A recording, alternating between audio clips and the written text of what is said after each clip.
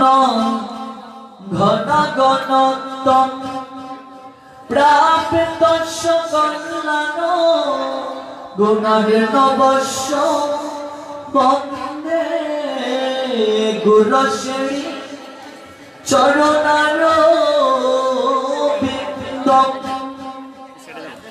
নময় বিষ্ণু পাদায় রাধা প্রসিতায় ভূতলে শ্রীমতে ভক্তি প্রপন্ন যদি সমিতি নামিনে নমো আচার্য পাদায় দৈন্যভূষণ মুকুট মনে গুরু করুণা মুদিতয়ে ক্ষমা দরি যশির মনে বন্দে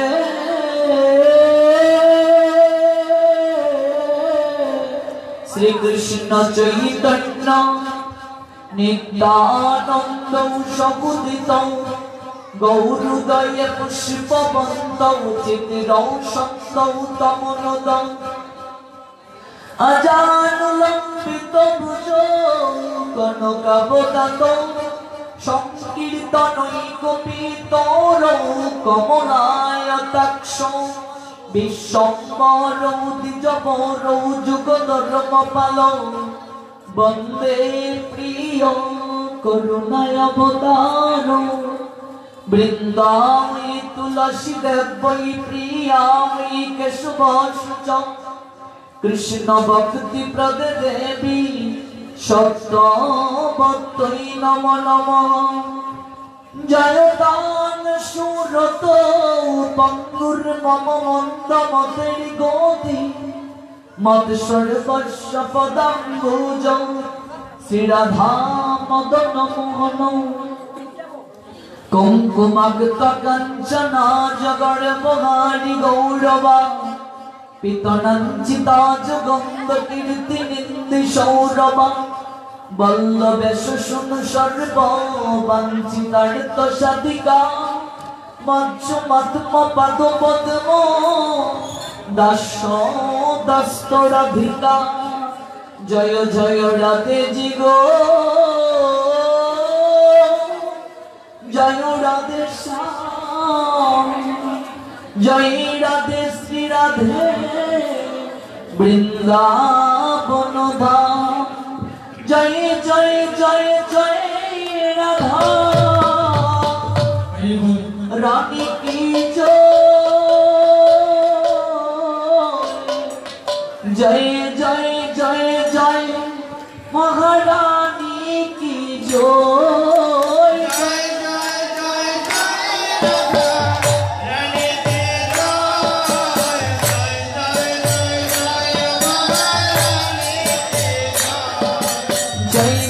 জয় জয় রাধা রানী কি জয় জয় জয় জয় জয় মহারানী কি জয় জয় জয় জয় রাধা রানী কি জয় জয় জয় জয় মহারানী কি জয় রাধে রাধে রাধে রাধে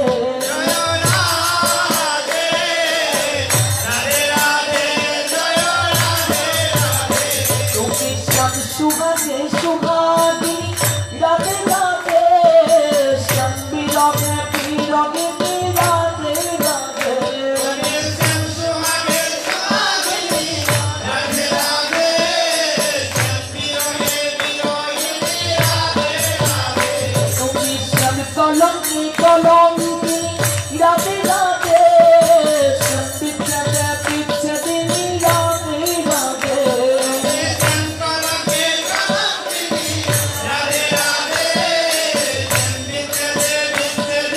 রাধে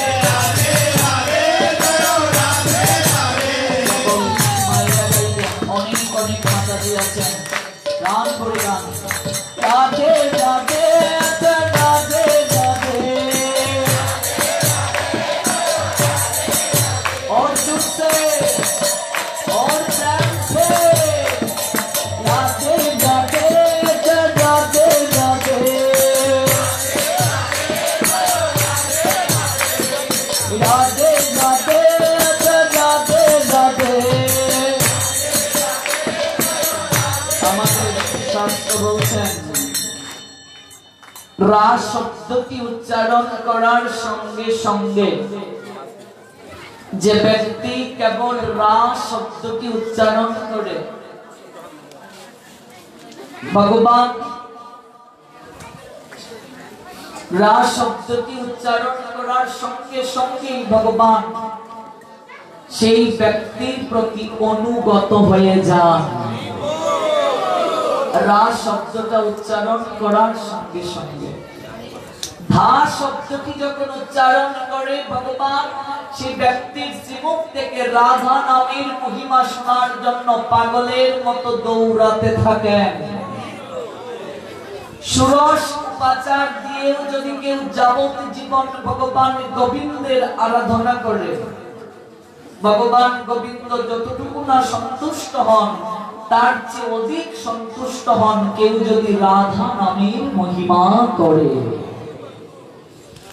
এই জন্য গোবিন্দ বলছেন মই পিতবাস রাধা রানীর দাস, তিলক সংশয় যার, কোটি জন্ম যদি বজয় আমারে,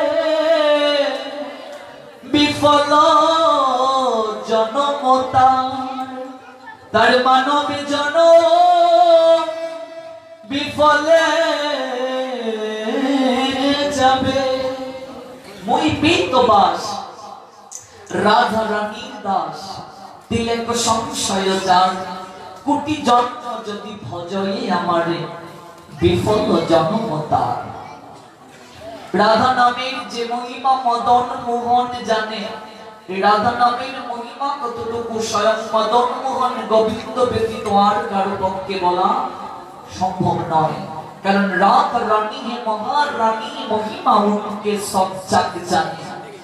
রাধা রানী সাধারণ কোনো রানী নয়, महिमा उनके सब जन जानी। रात देखी तुमको शक्ति मिलेगी, तुमको कृष्ण की भक्ति। राधा रानी खूब सहजे कृष्ण भक्ति दान करते पारेन, कृष्णेर नैकट्ये निये जेते पारेन। सापेर शक्ति ना थाकले सापेर मूल्य नेই। सापेर शक्ति की विष दंशन करा। যে সাপের বিষ নাই, দুরা সাপ, কেউ তাকে ভয় করে না। জাতি সাপের বাচ্চাদেরকে দৌড়ে পালায়। গোবিন্দের লাদিনী শক্তি রাধা রানী, তাই ওই লাদিনী শক্তির চরণে কেউ যদি শরণ নেয় গোবিন্দ সেই ব্যক্তিকে শীঘ্র করে কৃপা করতে বাধ্য থাকে। এজন্য প্রাণ করে দাও রাধে রাধে জয় রাধে রাধে, রাধে রাধে জয় রাধে রাধে, জয় জয় রাধে গো, জয় রাধে শ্যাম, জয় রাধে শ্রী রাধে বৃন্দাবন ধাম, জয় জয় রাধে গো, জয় রাধে শ্যাম, জয় রাধে শ্রী রাধে রাধা রানী কি জয়, জয় জয় জয় মা মদন মোহন রানী, রাধা নামের প্রেম মহিমা মদন মোহন রানী, রাধা নামের প্রেম মহিমা মদন মোহন রানী, রাধা নামের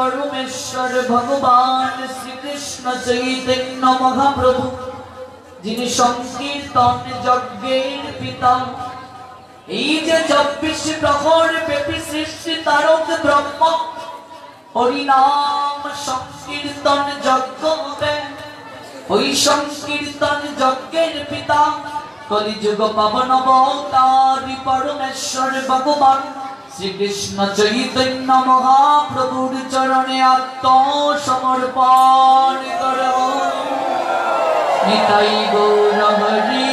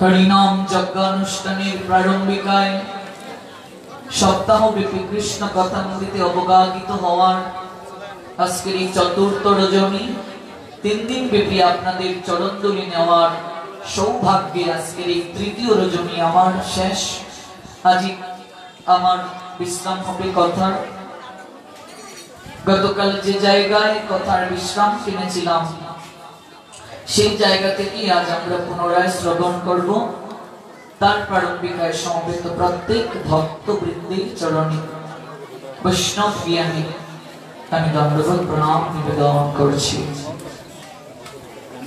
দণ্ডবোধ প্রণাম নিবেদন করছি আয়োজনকারী ভক্তবৃন্দের রাতুল রাঙ্গা চরণে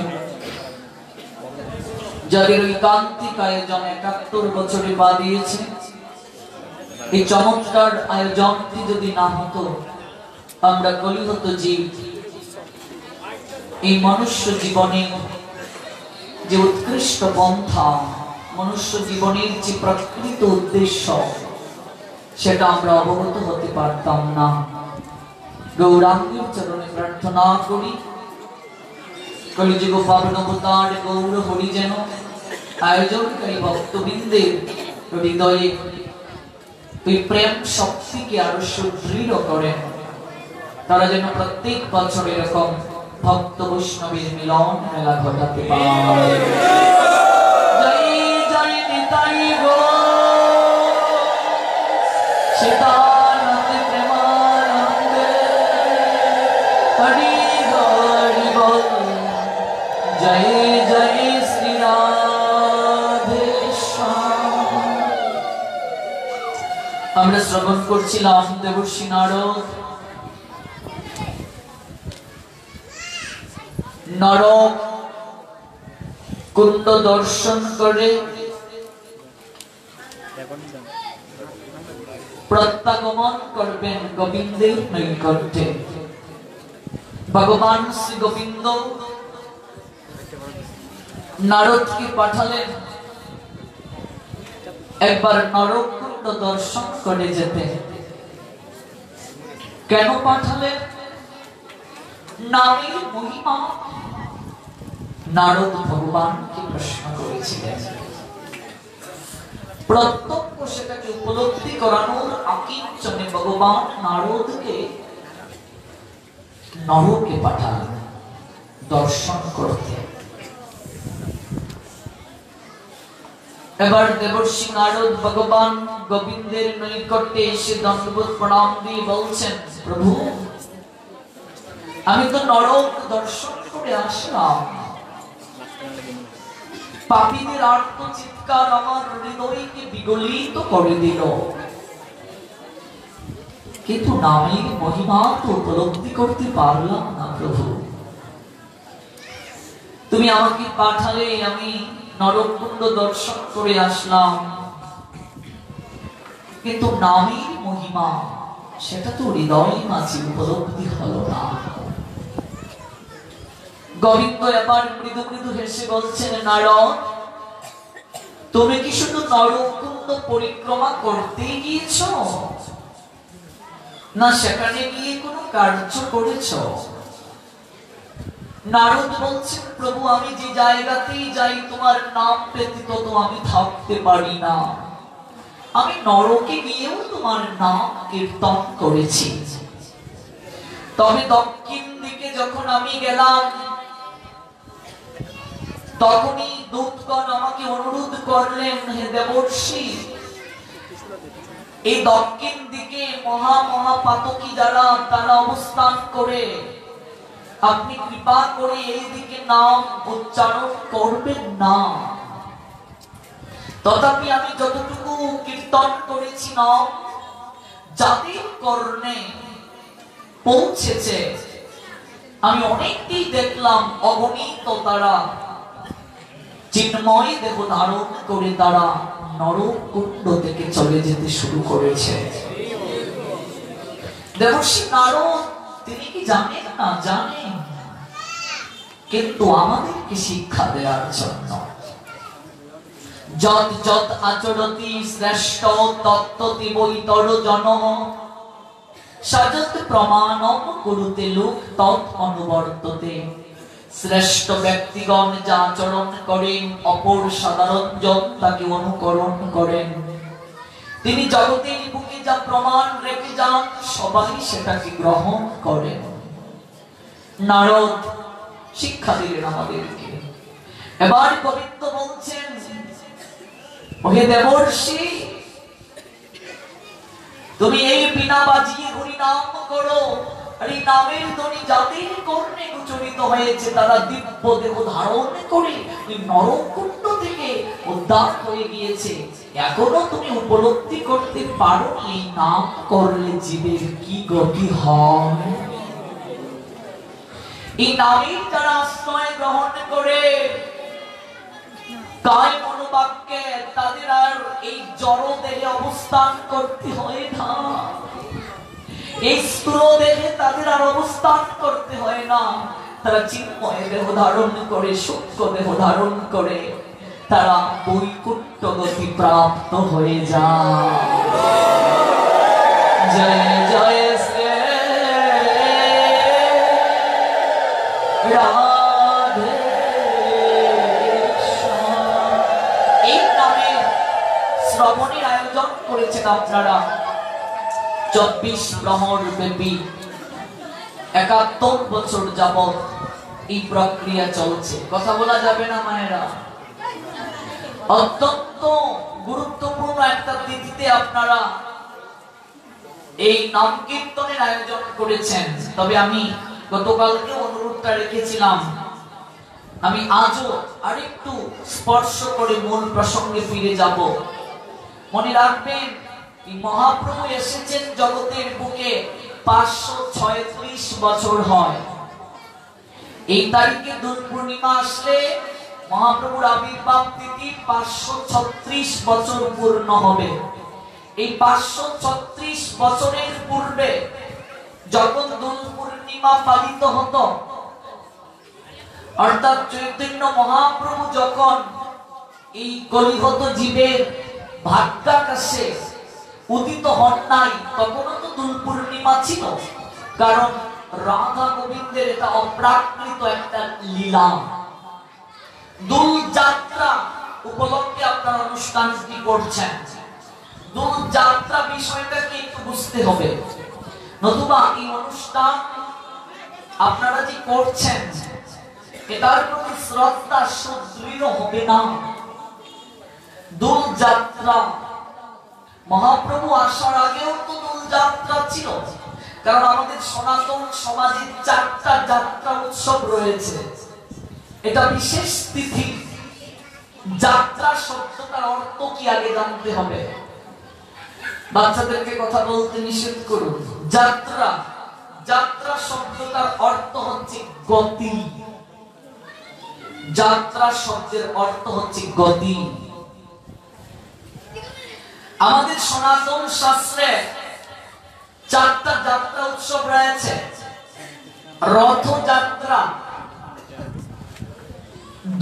প্রত্যেকটা উৎসবের পিছনে যাত্রা শব্দটা কেন? কখনো কি হৃদয়ের মাঝে প্রশ্ন জেগেছে?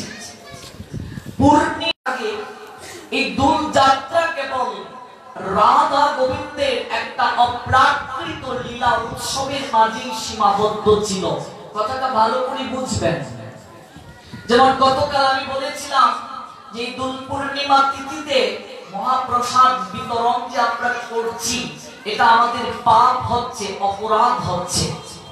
আপনাদের মনে একটা প্রশ্ন জাগতে পারে, তাহলে দোল পূর্ণিমা তিথিতে এত বড় পাপ নয়। পাপ হচ্ছে দোল পূর্ণিমা তিথিতে যেহেতু মহাপ্রভুর আবির্ভাব হয়েছে, ওই দোল পূর্ণিমা তিথির সঙ্গে মহাপ্রভুর আবির্ভাব লীলাটাও সংযুক্ত হওয়ার কারণে এই দিন অন্ন দান নিষেধ। কথাটা বুঝতে পেরেছেন? মহাপ্রভু আসার আগে দোল পূর্ণিমা তিথিতে তো অন্ন দান হতোই, আজ থেকে 536 বছর আগে। কিন্তু মহাপ্রভু হচ্ছেন কলির পালন অবতার, এই কলি যুগ স্রষ্টা। এই যে আপনারা 24 প্রহর সৃষ্টি হরিনাম যজ্ঞানুষ্ঠান করছেন, এই যজ্ঞের পিতাকে, সংকীর্তন যজ্ঞের পিতাকে শ্রীমন মহাপ্রভু, তাই তো? এই মহাপ্রভুই তো নাম জগতের বুকে আনলেন। তার আগে কি এই হরিনাম আমরা জানতাম? তাহলে আপনি কিংবা আপনারা কিংবা আমরা সবাই যে নাম জগতের বুকে প্রচার করার জন্য 24 প্রহর আয়োজন করছি, সেই নামের যিনি প্রণেতা, ওই নামের যিনি পিতা, ওই নাম যিনি জগতের বুকে প্রচার করলেন, সেই মহাপ্রভুর জন্মতিথি যদি আমরা পালন না করি, তাহলে এই যজ্ঞানুষ্ঠানের কি মহিমা থাকতে পারে বলুন? যিনি জগতের বুকে নাম শিক্ষা দিলেন, প্রচার করলেন, যিনি কলিযুগের ভগবান, শুধু ভগবানই নয়, কৃষ্ণ থেকে অধিক কৃপাময় হয়ে আসলেন। অন্যান্য যুগে ভগবান অস্ত্র ধারণ করে সংহার করলেন, আর এই যুগে সেই কৃষ্ণই গৌর হয়ে এসে প্রত্যেকের হৃদয়ের অসুর প্রবৃত্তিটাকে নষ্ট করে তার মাঝে প্রেমের বীজ বপন করে দিলেন, অঙ্কুরিত করলেন, পল্লবিত করলেন, পুষ্পিত করলেন। এবার গ্রন্থের কথা একটু পড়ে সাধারণ সেন্স আমাদের কি বলে? কলিযুগে যিনি ভগবান, তার জন্মতিথি, এটা আমাদের পালন করা উচিত কি উচিত নয়? এটা তো সাধারণ জ্ঞান বলে। আমার বাবার মায়ের জন্মতিথি, মৃত্যুতিথি সাড়ম্বরে পালন করি, আমার ছেলের জন্মদিন কত সাড়ম্বরে পালন করি, অতিথিদেরকে না খাইয়ে এদিন মা বাবা নিজে পর্যন্ত খায় না। আর তিনি জগতের ভগবান, তার জন্মতিথিতে যদি অন্য মানুষকে খাওয়াই, উপবাস থেকে তার আরাধনা না করি, তাহলে নিজের বিবেক কি বলে? আমরা কোন জায়গায় পড়ে আছি? যিনি কলির স্বয়ং ভগবান। আজকে দুর্ভাগ্য কি জানেন?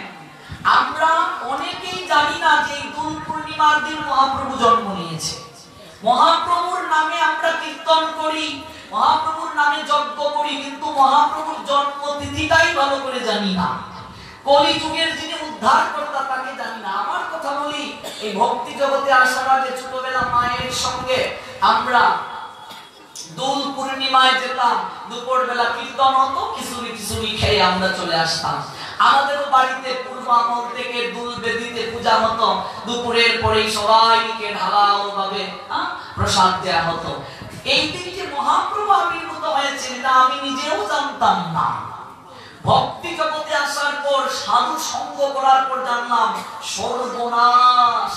দোল পূর্ণিমা আমরা বলছি, দোল পূর্ণিমা জগতে কেউ জানতোই না, সর্বসাধারণ জানতো না। বৃন্দাবনের যে লীলা, দোল পূর্ণিমা লীলাটা তো হচ্ছে গোপনীয় ভজন। গোবিন্দ রাধারানীকে আবির দ্বারা নিয়ে দিয়েছিলেন, রং খেলি করেছিলেন, এটা তো গোপনীয় ভজন। এই গোপনীয় ভজন জগতের বুকে এসে মহাপ্রভু জানালেন। এই যে আমরা দুদিন সর্বস্বামী পাদের চরণ বন্দনা করলাম, নইলে কেবা জানি তো বৃন্দাবনের ভজন লীলা, বৃন্দাবনের যুগল ভজন কে বা জানিত? কে জানালেন? সর্বস্বামী পাদগণ জানালেন, মহাপ্রভু জানালেন। এই দোল পূর্ণিমা তিথির মহিমা তো সর্বসাধারণ ঢালাও ভাবে জানতো না, মরমী ভক্ত যারা, সাধক যারা, তারাই কেবল জানতো। এটা জগতের বুকে ঢালাও ভাবে প্রচার করলেন আমার গৌরাঙ্গ সুন্দর মহাপ্রভু। তিনি এসে জগতের বুকে দোল পূর্ণিমাকে মহিমান্বিত করলেন। তিনি এসে বৃন্দাবন ধাম উদ্ধার করলেন, রাধাকুণ্ড উদ্ধার করলেন। এগুলো তো বিলুপ্তি ছিল। আজকে যে আমরা বৃন্দাবনে যাই, রাধাকুণ্ডে যাই, কে এগুলো উদ্ধার করলেন? কে এগুলোকে আবার জগতের সঙ্গে পরিচয় করিয়ে দিলেন? মহাপ্রভু। আজকে মহাপ্রভু না আসলে হিন্দু খুঁজে পাওয়া যেত না। উচ্চ বর্ণের চাপে নিম্ন বর্ণেরা দলে দলে ধর্ম ত্যাগ করতে শুরু করেছিল। এক কাতারে বসে হরিনাম হরিকথা শোনার সুযোগ ছিল না।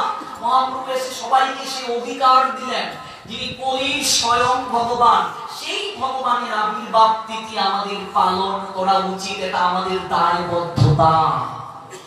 গুদুলিতে তিনি আবির্ভূত হলেন, সেদিন চন্দ্রগ্রহণ ছিল। গুদুলিতে আবির্ভূত হলেন, নবদ্বীপবাসী সেই দিন রঙে রাঙিয়ালো। দোল পূর্ণিমা মানে আনন্দ উৎসব। ওই আনন্দকে কেন্দ্র করে পরমানন্দময় গৌরাঙ্গ সুন্দর সচির সিন্ধু গর্ভে আবির্ভূত হলেন। চন্দ্রগ্রহণের পর গ্রহণ যখন শেষ, নবদ্বীপের সবাই উদ্যমী হরিধ্বনি করে স্নান করলো গঙ্গায়।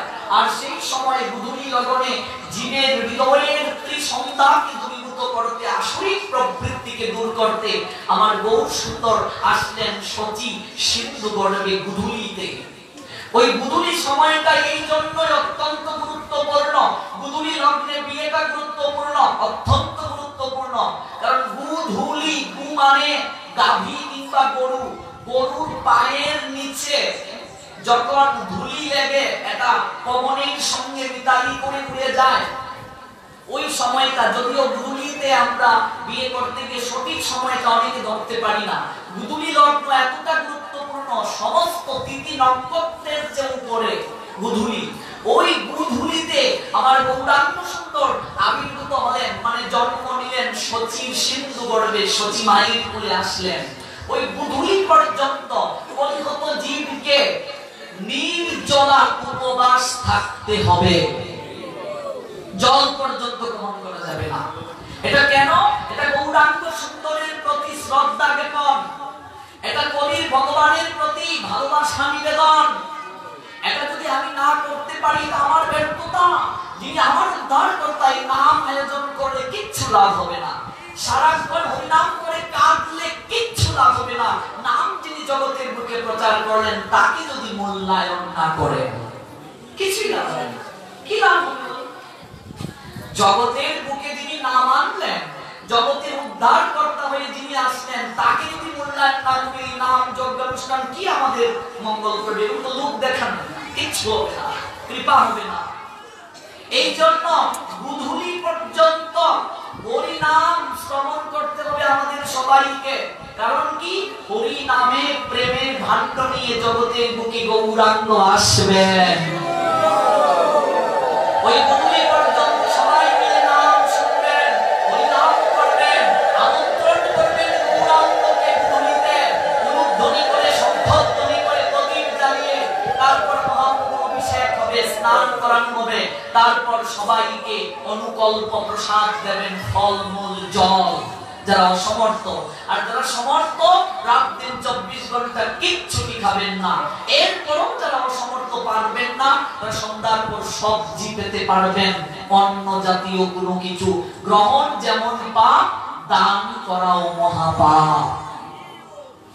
দোল পূর্ণিমাতে প্রসাদ বিতরণ যাবে, ভালো করে আপনি কথাটা বুঝবেন।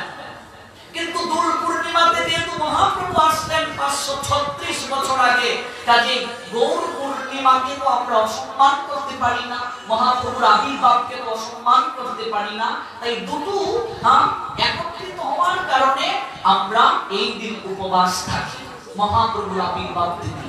মনে রাখবেন, কৃষ্ণের জন্মাষ্টমী যতটা গুরুত্বপূর্ণ, রাত 12টা পর্যন্ত সবাইকে উপবাস থাকতে হয়, তার চেয়ে অধিক থেকে অধিকতর ভাবে মহাপ্রভুর আবির্ভাব তিথি পালন করতে হবে, জন্মতিথি পালন করতে হবে। কারণ কারণ কলিযুগ জীবে একমাত্র ত্রাণকর্তা হলেন আমার গৌরাঙ্গ সুন্দর মহাপ্রভু।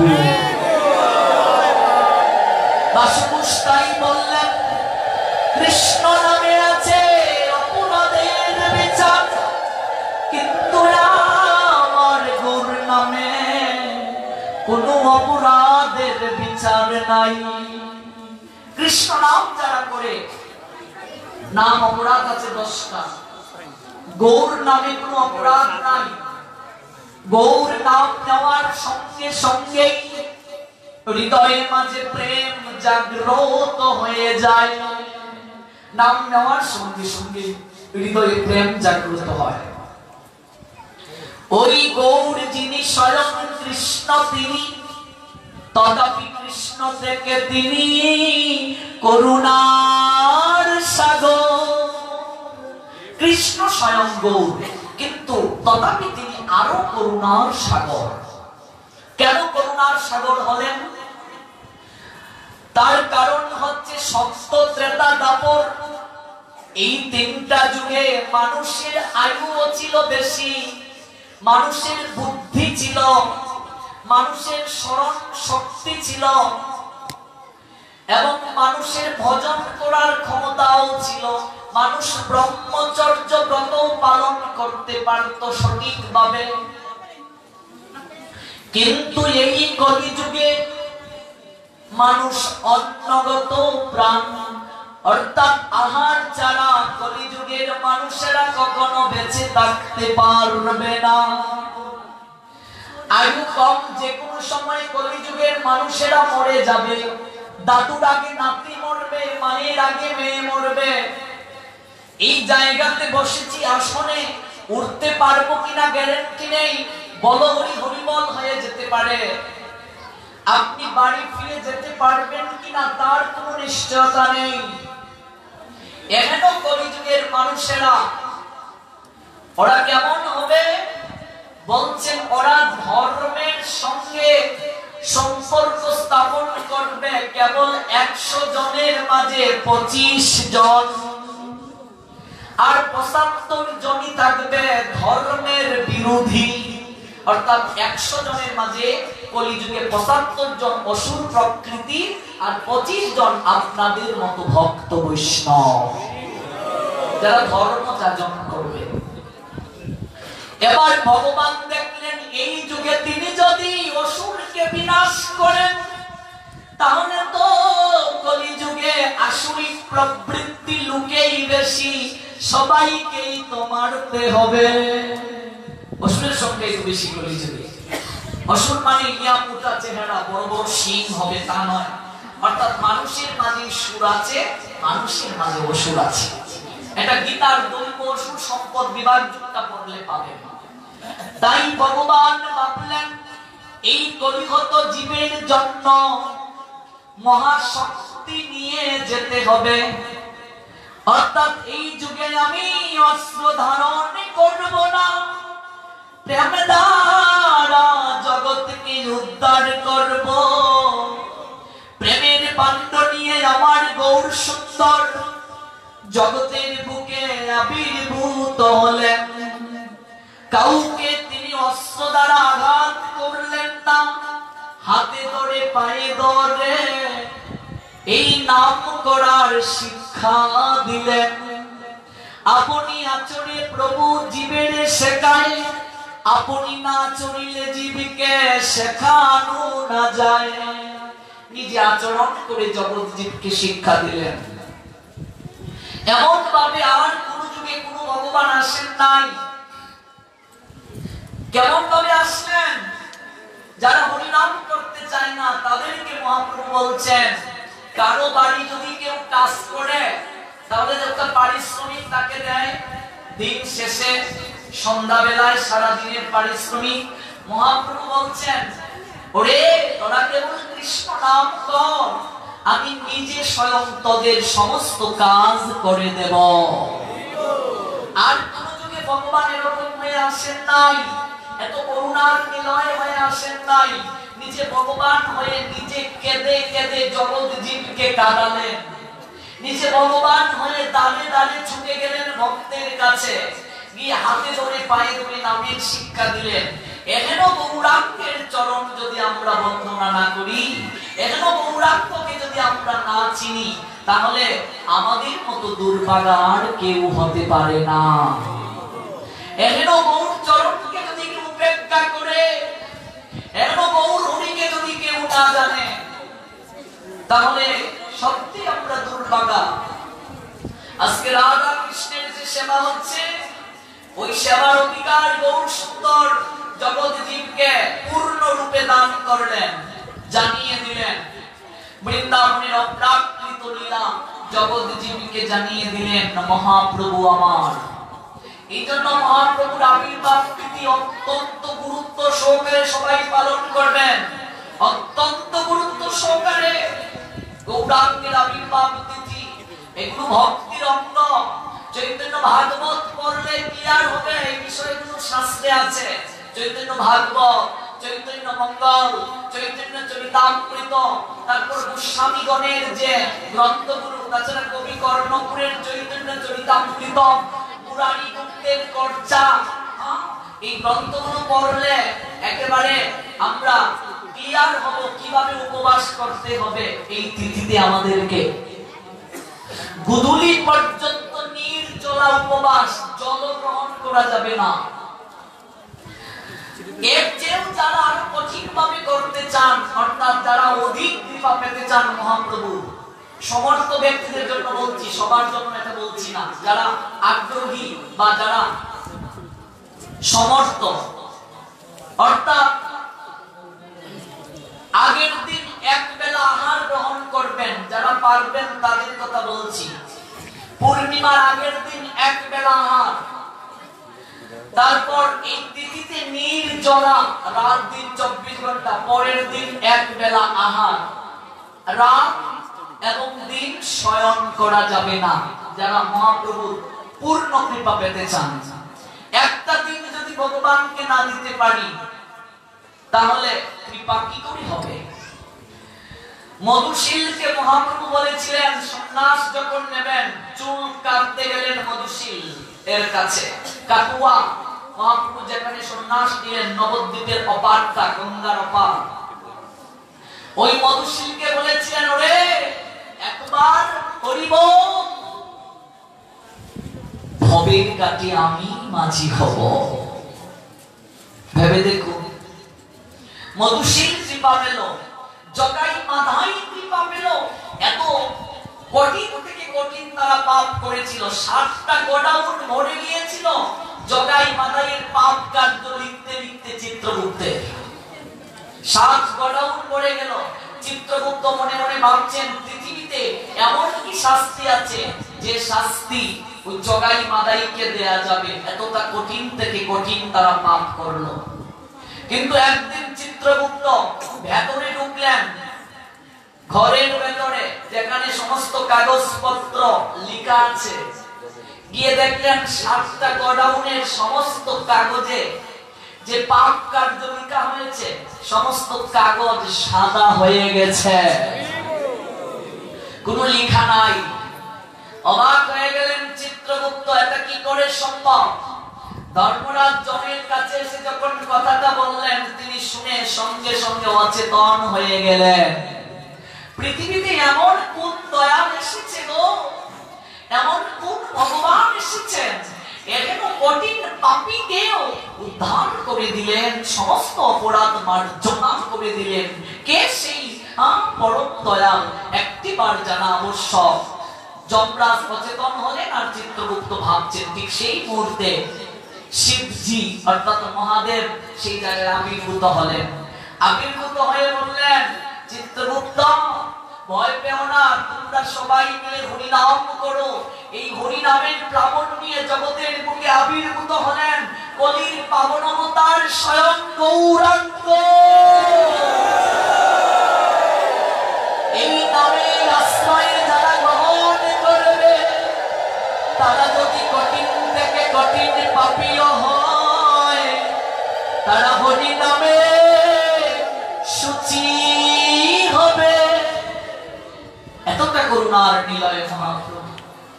কঠিন থেকে কঠিন পাপ মুহূর্তের মাঝে ধুয়ে দেবেন।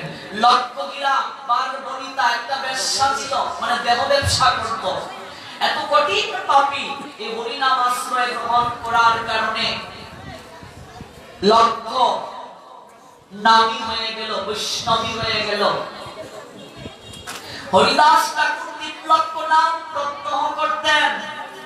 এই 3 লক্ষ নাম প্রতিদিন করার কারণে শেষের দিনে স্বয়ং চৈতন্য মহাপ্রভু হরিদাসের নিজে কান্ডারি হয়ে গেলেন, নিজে কান্ডারি হয়ে তার কাছে গেলেন। ভাবা যায় স্বয়ং মহাপ্রভু কান্ডারি হয়ে গেলেন। এরকম ভক্তের জন্য ভগবানের প্রাণ আর কোন যুগে কাঁদে নাই।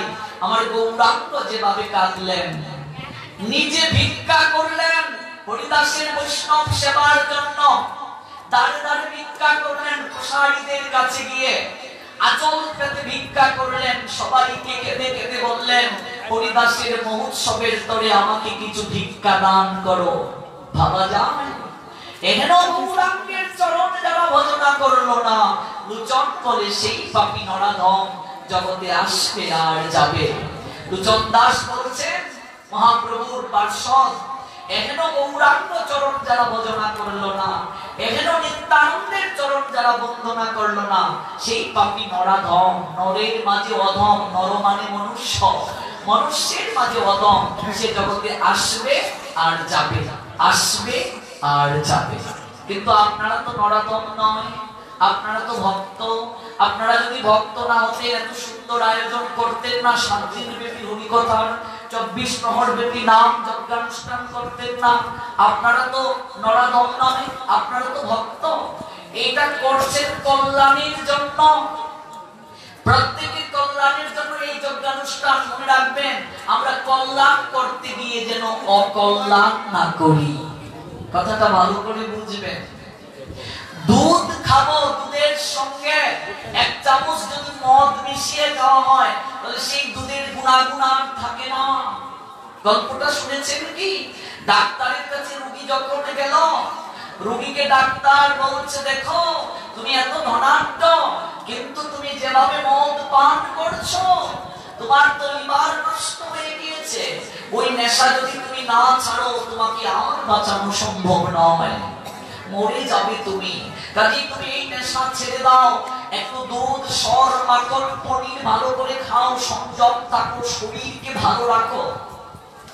শরীর যদি ভালো না থাকে কিচ্ছুই ভালো লাগে না। ডাক্তারের কথা শুনে এবার সে অনেক সচেতন হলো। কয়েক মাস খুব কষ্ট করে মদ ছেড়ে ভালো ভালো খাবার খাচ্ছে, ভালো হয়ে গেল আগের চেয়ে কিছুটা। ডাক্তারের কাছে গিয়ে বলছে ডাক্তার সাহেব, I am out of danger, অনেকটাই আমি বিপদ মুক্ত, এখন ভালো অনুভব করছি। আচ্ছা ডাক্তার সাহেব পারমিশন দিলে একটা কোশ্চেন করতে চাই, বলো তোমার প্রশ্ন কি?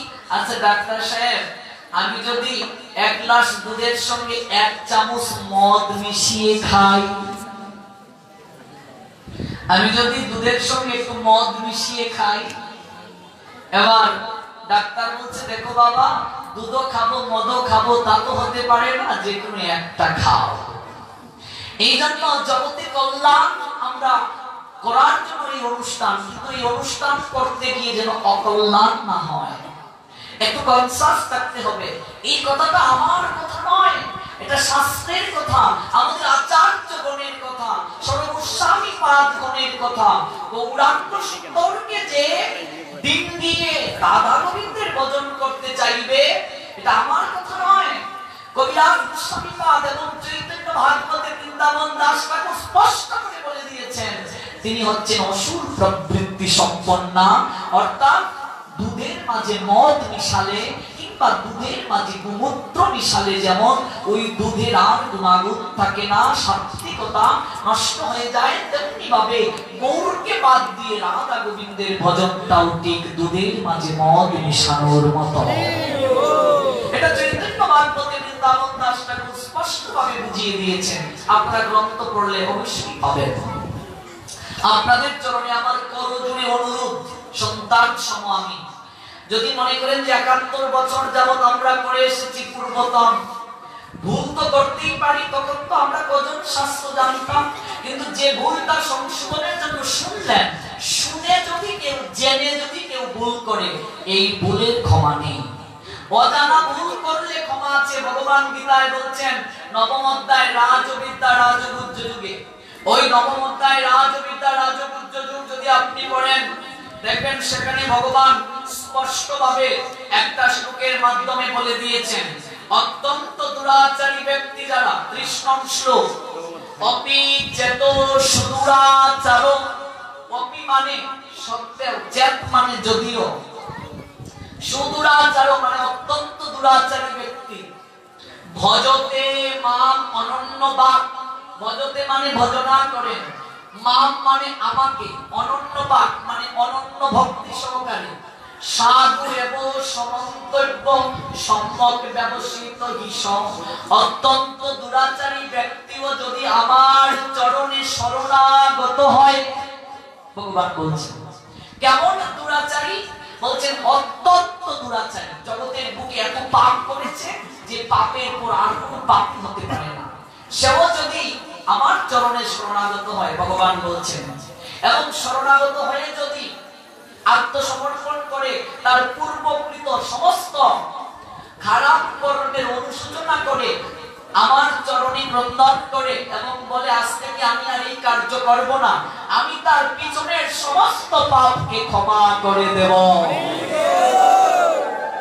অতি দুরাচারী ব্যক্তিও যদি অনন্য ভক্তি সহকারে আমাকে ভজনা করেন, তাকে সাধু বলে মনে করবে, কারণ তিনি যথার্থ মার্গে অবস্থিত। কিন্তু এই জানার পরও যদি কেউ ভুল করে, অপরাধ করে, সেই ভুলের কখনো ক্ষমা হবে না, ক্ষমা হবে না। দেখুন পরে কি বলছেন, ক্ষিপ্রম ভবতি ধর্মাত্মা শশ্বৎ শান্তিম নিগচ্ছতি কুন্তেয় প্রতিজানীয়ে নমে ভক্ত প্রণশ্যতি। ৩১ নং শ্লোক, নবম অধ্যায়। ক্ষিপ্রম অতি শীঘ্র, ভবতি ভবতি মানে হওয়া, ধর্মাত্মা মানে ধার্মিক, শশ্বৎ শশ্বৎ মানে সর্বদা, শান্তিম শান্তি মানে শান্তি, নিগচ্ছতি মানে প্রাপ্ত হওয়া, কুন্তেয় অর্জুনের একটা নাম, কুন্তির পুত্র, এইজন্য অর্জুনকে কুন্তেয় বলা হয়।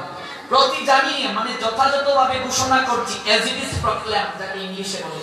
নমে ভক্ত প্রণশ্যতি, প্রণশ্যতি মানে বিনাশ হয় না। ভগবান বলছেন যদি কেউ এইভাবে আমার চরণে শরণাগত হয়, ক্ষিপ্রম ভবতি ধর্মাত্মা শশ্বৎ শান্তিম নিগচ্ছতি কুন্তেয় নমে ভক্ত প্রণশ্যতি প্রতিজানীয়ে নমে ভক্ত প্রণশ্যতি। হে কুন্তির পুত্র অর্জুন, তুমি আমার হয়ে জগতের সবাইকে জানিয়ে দাও, আমার ভক্ত যারা জগতের বুকে, তাদের কখনো বিনাশ হবে না। কি সুন্দর ঘোষণা।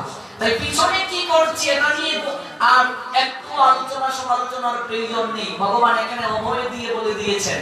কিন্তু এর পরও যদি আমরা ভুল করি, অবশ্যই তার হিসাব দিতে হবে।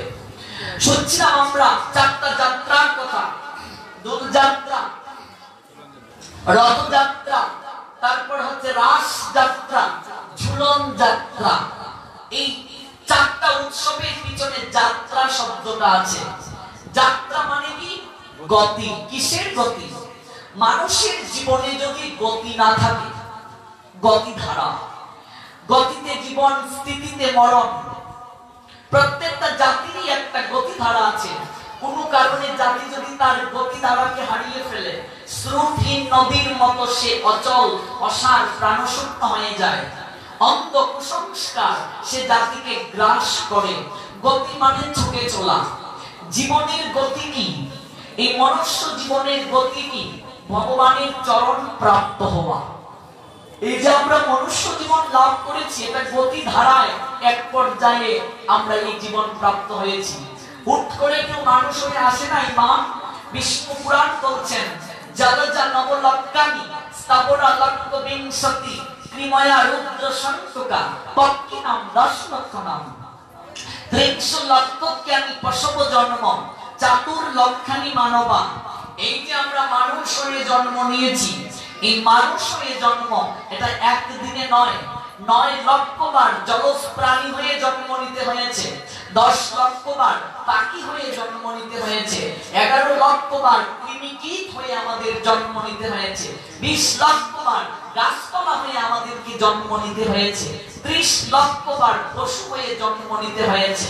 তারপর ভগবান গোবিন্দ ওই গতি ধারায় আমাদেরকে একটা সুযোগ দিয়েছেন 4 লক্ষ মনুষ্য জনম।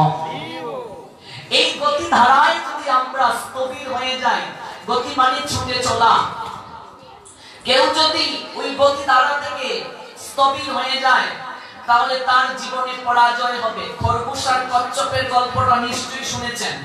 কচ্ছপ গতি ধারায় ছিল বলে সে নির্ধারিত গন্তব্যে পৌঁছতে সমর্থ হয়েছিল। কচ্ছপ আর খরগোশ দুজন দৌড় প্রতিযোগিতায় অংশগ্রহণ করবে। পরিচালক রূপে শিয়ালকে দায়িত্ব দেওয়া হয়েছিল। এবার খরগোশ মনে মনে ভাবছে, আমার সঙ্গে দৌড় প্রতিযোগিতায় কচ্ছপ যে ভালো করে হাঁটতেই পারে না, আমার সঙ্গে দৌড় প্রতিযোগিতায় অংশগ্রহণ করবে। আচ্ছা ঠিক আছে, যেহেতু চ্যালেঞ্জ দিয়ে ফেলেছে, আসো খেলা হোক। খরগোশ ভাবছে, আমি একটু ঘুমিয়ে নেই, আমি তো এক দৌড়েই চলে যাব, ও আমার সঙ্গে কি দৌড় দেবে। একটা গাছের নিচে প্রচন্ড রুদ্র বিশ্রাম নিচ্ছে খরগোশ। কচ্ছপ ভাবছে মনে মনে, খরগোশ তো ঘুমাচ্ছে, তাহলে আমি এখনই শুরু করে দেই। নির্ধারিত যে সময়ে দৌড় দেওয়ার কথা, এখনো তো খরগোশ ঘুমাচ্ছে, আমি দৌড় শুরু করি। অল্প অল্প করে ধীরে ধীরেই সে তার গতি দ্বারায় চলছে। খরগোশ হঠাৎ করে চোখটা খুলল, দেখছে না এখনো তো সূর্য আছে, ধরে পড়ে নাই। কচ্ছপ কোথায়? ও একটু একটু করে যাচ্ছিস, আচ্ছা যা, আমি আর একটু ঘুমিয়ে নেই, তারপরে এক দৌড়ে আমি চলে যাব। নিদ্রা দেবী এমন ভাবে আঁকড়ে ধরলো, ঘুম তো মানুষের জীবনে কলির শিষ্যের দ্বারা প্রতারণা। খরগোশের হঠাৎ ঘুম ভাঙলো, এই কি ব্যাপার, সূর্য যায় যায় ধরে পড়ার অবস্থায়। কচ্ছপ তো একেবারে কাছে চলে গিয়েছে, খরগোশ প্রাণ পড়ে দৌড় দিল। হবে সময় ছাড়িয়া দিয়া করো পণ্ডশ্রম, ফল চাও তুমি অতি নির্বুধ অধম।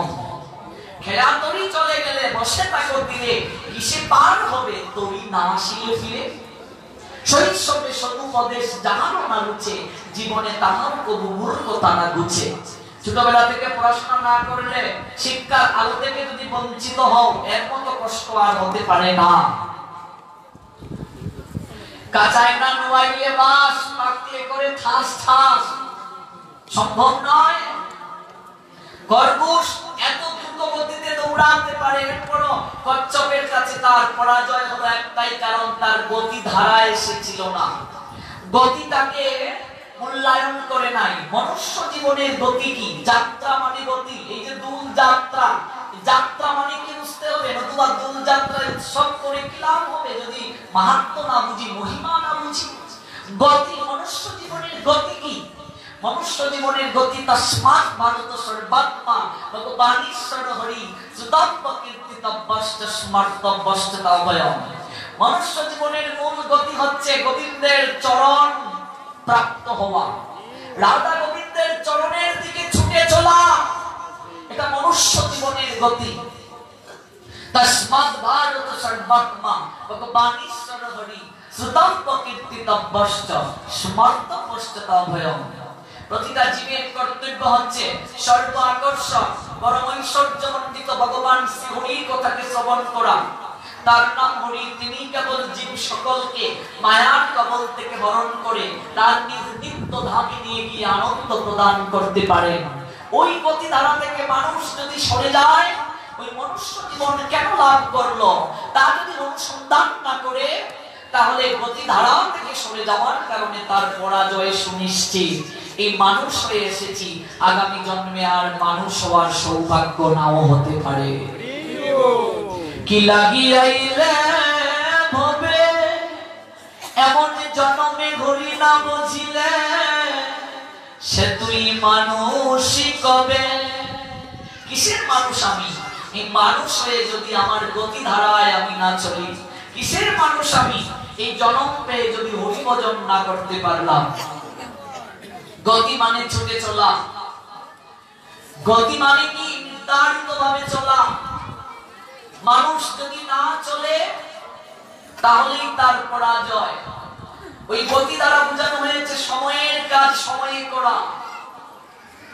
ওই গতি থেকে সরে গেলে কিছু হবে না, পরাজয় হবে। যাত্রা মানে গতি। তুমি কখন যাত্রা করবে? যাত্রা করতে গিয়ে আমরা দিনক্ষণ দেখি তো গো মা, যাত্রা ভালো আছে কিনা, শুভ না অশুভ। যাত্রা মানে গতি। আমি কোন গতিতে যাচ্ছি, শুভ না অশুভ, এগুলো আমরা নিরীক্ষণ করি। এখন তো আর এগুলো পঞ্জিকা অনেকে বিচারই করে না। এই জন্য ভগবানের এই তিথিতে, চারটা তিথিতে বিশেষ গতি আছে আমাদের জন্য, ভালো করে বুঝবেন। দোল যাত্রা, রথযাত্রা, ঝুলন যাত্রা, রাস যাত্রা, এই চারটা যাত্রাতে ভগবান মন্দির ছেড়ে বের হয়ে আসেন। আর কোন তিথিতে ভগবান মন্দির ছেড়ে বের হন না। এই চারটা তিথিতে ভগবান নির্ধারিত গর্ভ মন্দির ছেড়ে বের হয়ে আসেন। দেখবেন দোল যাত্রাতে গর্ভ মন্দির থেকে বাহিরে বেদি করা হয়। হয় মূল মন্দিরে কি দোল বেদি হয় না বাহিরে হয়? বাহিরে। কেন? প্রশ্ন দেখেছে কখনো মনে? বাহিরে কেন? আচ্ছা, ব্যাখ্যা করছি। রথযাত্রা ভগবান মন্দির ছেড়ে বের হয়ে আসেন রাস্তায়। ঝুলন যাত্রা মন্দির ছেড়ে বাহিরে বের হয়ে আসেন। এই যে ঝুলন মন্দির আপনাদের মাধবপুরে, ঝুলন মন্দির, মন্দির ছেড়ে বাহিরে ঝুলন বেদি করা হয়। তারপর রাস যাত্রা, মন্দির ছেড়ে বাহিরে ব্রজগোপিকাদের নিয়ে ভগবান লীলা করলেন। এই চারটা তিথিতে ভগবান অযাচিত আমাদেরকে কৃপা করেন। মনে রাখবেন, কৃপা শব্দের অর্থ হচ্ছে কাজ করে পাওয়া। কৃপা শব্দের অর্থ কি? কাজ করে পাওয়া। সাধু ভক্ত বৈষ্ণব আমাদের গৃহে যদি আসেন, গুরুদেব যদি আসেন, আমরা বলি বাবা গোসাই একটু কৃপা করবেন, আমার মেয়েটা যেন ভালো পড়াশোনা করতে পারে। তো বাবা গোসাইয়ের কাছে এমন কি কৃপা ভাণ্ড আছে যে তিনি দিয়ে দিলেই মেয়েটা ভালো করে পড়াশোনা করে ফেলবে? ভালো করে যদি সে পড়াশোনা না করে যতই কৃপা করা হোক কিছু লাভ হবে? হবে না। কৃপা মানে কাজ করে পাওয়া, কাজ করলে কৃপা হবে। গুরুদেব আপনাকে বললেন মারে একাদশী ব্রত পালন করবি, হরিনাম জপ করবি। এবার আপনি যদি একাদশী ব্রত পালন না করেন, হরিনাম জপ না করেন, আর যদি বলেন গুরুদেব কৃপা করবেন, কৃপা করবেন, তাহলে কি একাদশী কৃপা হবে? এই চারটা তিথি আমাদেরকে অযাচিত কৃপা করে, মানে কাজ না করলেও এই চার তিথিতে ভগবানের বিশেষ কৃপা পাওয়া যায়। আর কোন তিথিতে কাজ ব্যতীত ভগবানের কৃপা পাওয়া যাবে না। কৃপা মানেই কাজ করে পাওয়া। এই যে আপনারা হরিকথা এত কষ্ট করে শ্রবণ করছেন, গরম আপনাদের লাগছে, তথাপি আপনারা বসে আছেন, কৃপা অটোমেটিক হয়ে যাবে। বলতে হবে না যে কৃপা করো ভগবান, কৃপা হয়ে যাবে অটোমেটিক। কৃপা কাজ করলেই কৃপা। সাধুর যদি কেউ সেবা করে অটোমেটিক কৃপা হয়ে যাবে, তাকে বলতে হবে না আপনি কৃপা করুন। গুরুদেবের যদি কেউ সেবা করেন, গুরুদেবের আদেশকে যদি কেউ প্রতিপালন করেন অটোমেটিক কৃপা হবে, তাকে বলতে হবে না। কিন্তু কাজ না করলে যদি আমরা ভগবানের কাছে এসে বলি প্রভু কৃপা করিও, কৃপা করিও, কখনো কৃপা হবে না। আরেকটু পরিষ্কার করে একেবারে সহজ সরল একটা গল্পের আঙ্গিকে বললে বিষয়টা পরিষ্কার হবে। আমি শ্লোকগুলোকে কম বলে একেবারে সহজ সরল ভাবে বলার চেষ্টা করছি। মনে করুন আপনাদের এই 7 বর্গে একটা মেয়ে দুবার ম্যাট্রিক ফেল করেছে। এবার তার মা বলছে মেয়েটাকে, আর একবার যদি তুমি ফেল করো এসএসসি তে, তাহলে সোজা তোমার হাতে শ্বশুর বাড়ির পাসপোর্ট ধরিয়ে দেব। মানে বুঝেছো? বিয়ে দিয়ে দেব। এবার মেয়েটা কি কান্নাকাটি শুরু করেছে, অল্প বয়সে বিয়ে, 20-তে বুড়ি হয়ে যাব। বলছে দুবার তো ম্যাট্রিক ফেল করেছিস, হ্যাঁ তোর সঙ্গে সবাই পাস করেছে, লজ্জায় তো পাড়ায় তুই মুখ দেখাতে পারিস না, ফেল যদি আবার করিস বিয়ে দিয়ে দেব। এবার বেলকনি মানে বারান্দায় বসে কেউ কান্নাকাটি করছে মেয়েটা। কি কান্নাকাটি? বেদিনী পুজো মা, ওই যে দাঁতে পোকা তুলে সিংহায় ফুলে তাবিজ কবজ বেচে একটা বেদিনী এদিকে যাচ্ছে, কি রে কান্নাকাটি করছিস কেন? বলছে আর বলিও না, আমার পাসপোর্ট এসে গেছে। কোন দেশে যাবি রে? শ্বশুর বাড়ির পাসপোর্ট। কি রে তোর বয়সে কেন? বলছে দুবার ম্যাট্রিক ফেল করেছি, আরেকবার যদি ফেল করি বাবা হাতে পাসপোর্ট ধরিয়ে দেবে। বেরিয়ে বলছে আরে বোকা মেয়ে, এই জন্য কাঁদতে হয়, একটা তাবিজ দিয়ে যাব। মা সরস্বতীরও ক্ষমতা নেই তোকে ফেল করাবার, এই জন্য কাঁদতে হয়, একটা তাবিজ দিয়ে যাব। বলছি কি বলো? বলছে হ্যাঁ লাগবে কি গো? বেশি নয়, 5 কুচি চাল, 101 টাকা। এত টাকা এত চাল জীবনেও চুরি করিনি, তাবিজে কাজ করবে তো? বলছে করবে না মানে 100% গ্যারান্টি। তুমি যেহেতু বলছো তাহলে না হয় একটু চেষ্টা করে দেখি। চালের দাম থেকে 5 কুচি চাল চুরি, বাবার পকেট কেটে 100 টাকা চুরি। তারপর 101 টাকা দিয়ে 5 কুচি চাল দিয়ে তাবিজ নিল। শোন, গলায় ঝুলিয়ে রাখবি কণ্ঠ বরাবর। বলছে একটু নিচে দিলে হয় না? কেউ যদি জিজ্ঞেস করে তাবিজ কেন রে? আচ্ছা ঠিক আছে নিচেই দিয়ে দিস। শোন, প্রত্যেকদিন ওই তাবিজ ভিজিয়ে 1 গ্লাস করে জল খাবি, যেখানে যাবি তাবিজকে চুমু খেয়ে যাবি। সাবধান, রেজাল্টের আগে তাবিজ খুলবি না, তাহলে কিন্তু তাবিজের মাহাত্ম্য থাকবে না। বলছে তাই হবে। 5 কুচি চাল আর 101 টাকা দিয়ে রাখছি, আমি কি অনলাইন করবো? আর যদি কাজ না করে গো পাসপোর্ট এসে যাবে হাতে। বললাম তো কাজ করবে। এবার মেয়ে আর কি সারাদিন ফেসবুক চ্যাট, তাবিজ তো আছে, সারাদিন ফেসবুক চলছে, তাবিজ তো আছে, মা সরস্বতীর ক্ষমতা নেই ফেল করাবার। এবার পরীক্ষা হলো, রেজাল্ট আসলো, মেয়ের মা বলছে এবার শ্বশুর বাড়ির পাসপোর্টের জন্য রেডি হ। পাস না ফেল? ও ঠাম্মা কি ফেল? এবার বলছে 5 কুচি চাল নিলি, সাথে 101 টাকা নিলি, আর প্রত্যেকদিন ফ্রিতে 1 গ্লাস জল খাওয়ালি তাবিজ ভিজিয়ে। চুমু খেয়ে গেলাম, দেখি তাবিজের ভেতর কি আছে, আজকে খুলবো। তাবিজ খুললো ব্যাংকে, দেখি 1 টুকরা কাগজ, কাগজে লেখা ফললে পাস না ফললে ফেল। তাবিজের ভিতরে 1 টুকরা কাগজ, কাগজে লেখা ফললে পাস না ফললে ফেল। কিছু লাভ হবে না। গুরুদেব কৃপা করবেন, গুরুদেবের কাছে কৃপার ভাণ্ড নাই যে অটোমেটিক কৃপা হয়ে যাবে। গুরুদেবের কৃপা কি? গুরুদেব তোমাকে আমাকে যে আদেশ দিয়েছেন, যে নির্দেশ দিয়েছেন, এগুলো পালন করলেই কৃপা হবে। আমাকে পথ দেখিয়ে দিয়েছেন গুরুদেব, এই পথে চলবি, তুই সন্তানিক করবি। এবার আমি কিচ্ছু করলাম না, কানে গুরুদেব ফু দিল, আমার কৃপা হয়ে যাবে যদি ঠিক মতো না করি। একাদশী করার কথা গুরুদেব বললেন, আমি করি না, কৃপা কি করে হবে? নাম জপ করার কথা গুরুদেব বললেন, আমি করি না, কি করে কৃপা হবে? এই 7 দিন ব্যাপী হরিকথা শুনলাম কিন্তু আচরণে আনলাম না, কৃপা হবে না। কাজ না করলে কৃপা হয় না। কিন্তু এই 4টা তিথিতে ভগবান বিশেষ কৃপা অটোমেটিক আমাদেরকে করেন।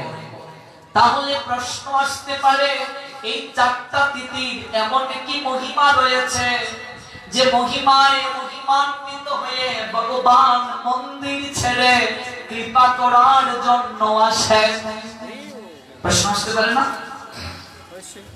যারা কোনদিন মন্দিরে ভগবানকে প্রণাম করতে যায় না, ভগবান গীতায় 7ম অধ্যায়ে বলছেন 4 প্রকার ব্যক্তি কখনো ভগবানের মন্দিরে যাবে না, ভগবানের কথা শ্রবণ করবে না, সাধু সঙ্গে আসবে না। তাহলে নিশ্চয়ই আপনারা 4 প্রকার ব্যক্তির মাঝে নাই। যদি থাকতেন আসতেন না, আপনারা আসছেন, আপনারা অবশ্যই উত্তম। নমাম দুষ্কৃতি নমরা 1 প্রকার, প্রপদ্যন্তে নরদমা 2 প্রকার, মায়ায় অপহৃত জ্ঞানা, তিন প্রকার। আশুরম ভাবমাশ্রিতম, এই চার প্রকার। ভগবান সপ্তম অধ্যায়ে জ্ঞান বিজ্ঞান যুগে বলছেন, নমম দুষ্কৃতি নমরা প্রপদ্যন্তে নরাধম মায়ায় অপহৃত জ্ঞান আশুরম ভাবমাশ্রিতম।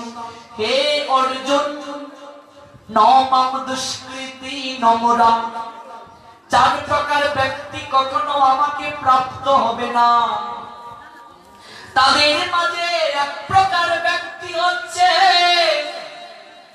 নমম দুষ্কৃতি নমরা, মূর্খ ব্যক্তি যারা, তারা কখনো আমাকে প্রাপ্ত হবে না। মূর্খকে, যারা রিডিং করতে পারে না, অক্ষর জ্ঞান নাই, এটা জাগতিক কথা, কিন্তু ভগবানের কথায় মূর্খ মানে যাদের অক্ষর জ্ঞান নেই, তাদেরকে বোঝানো হয় নাই।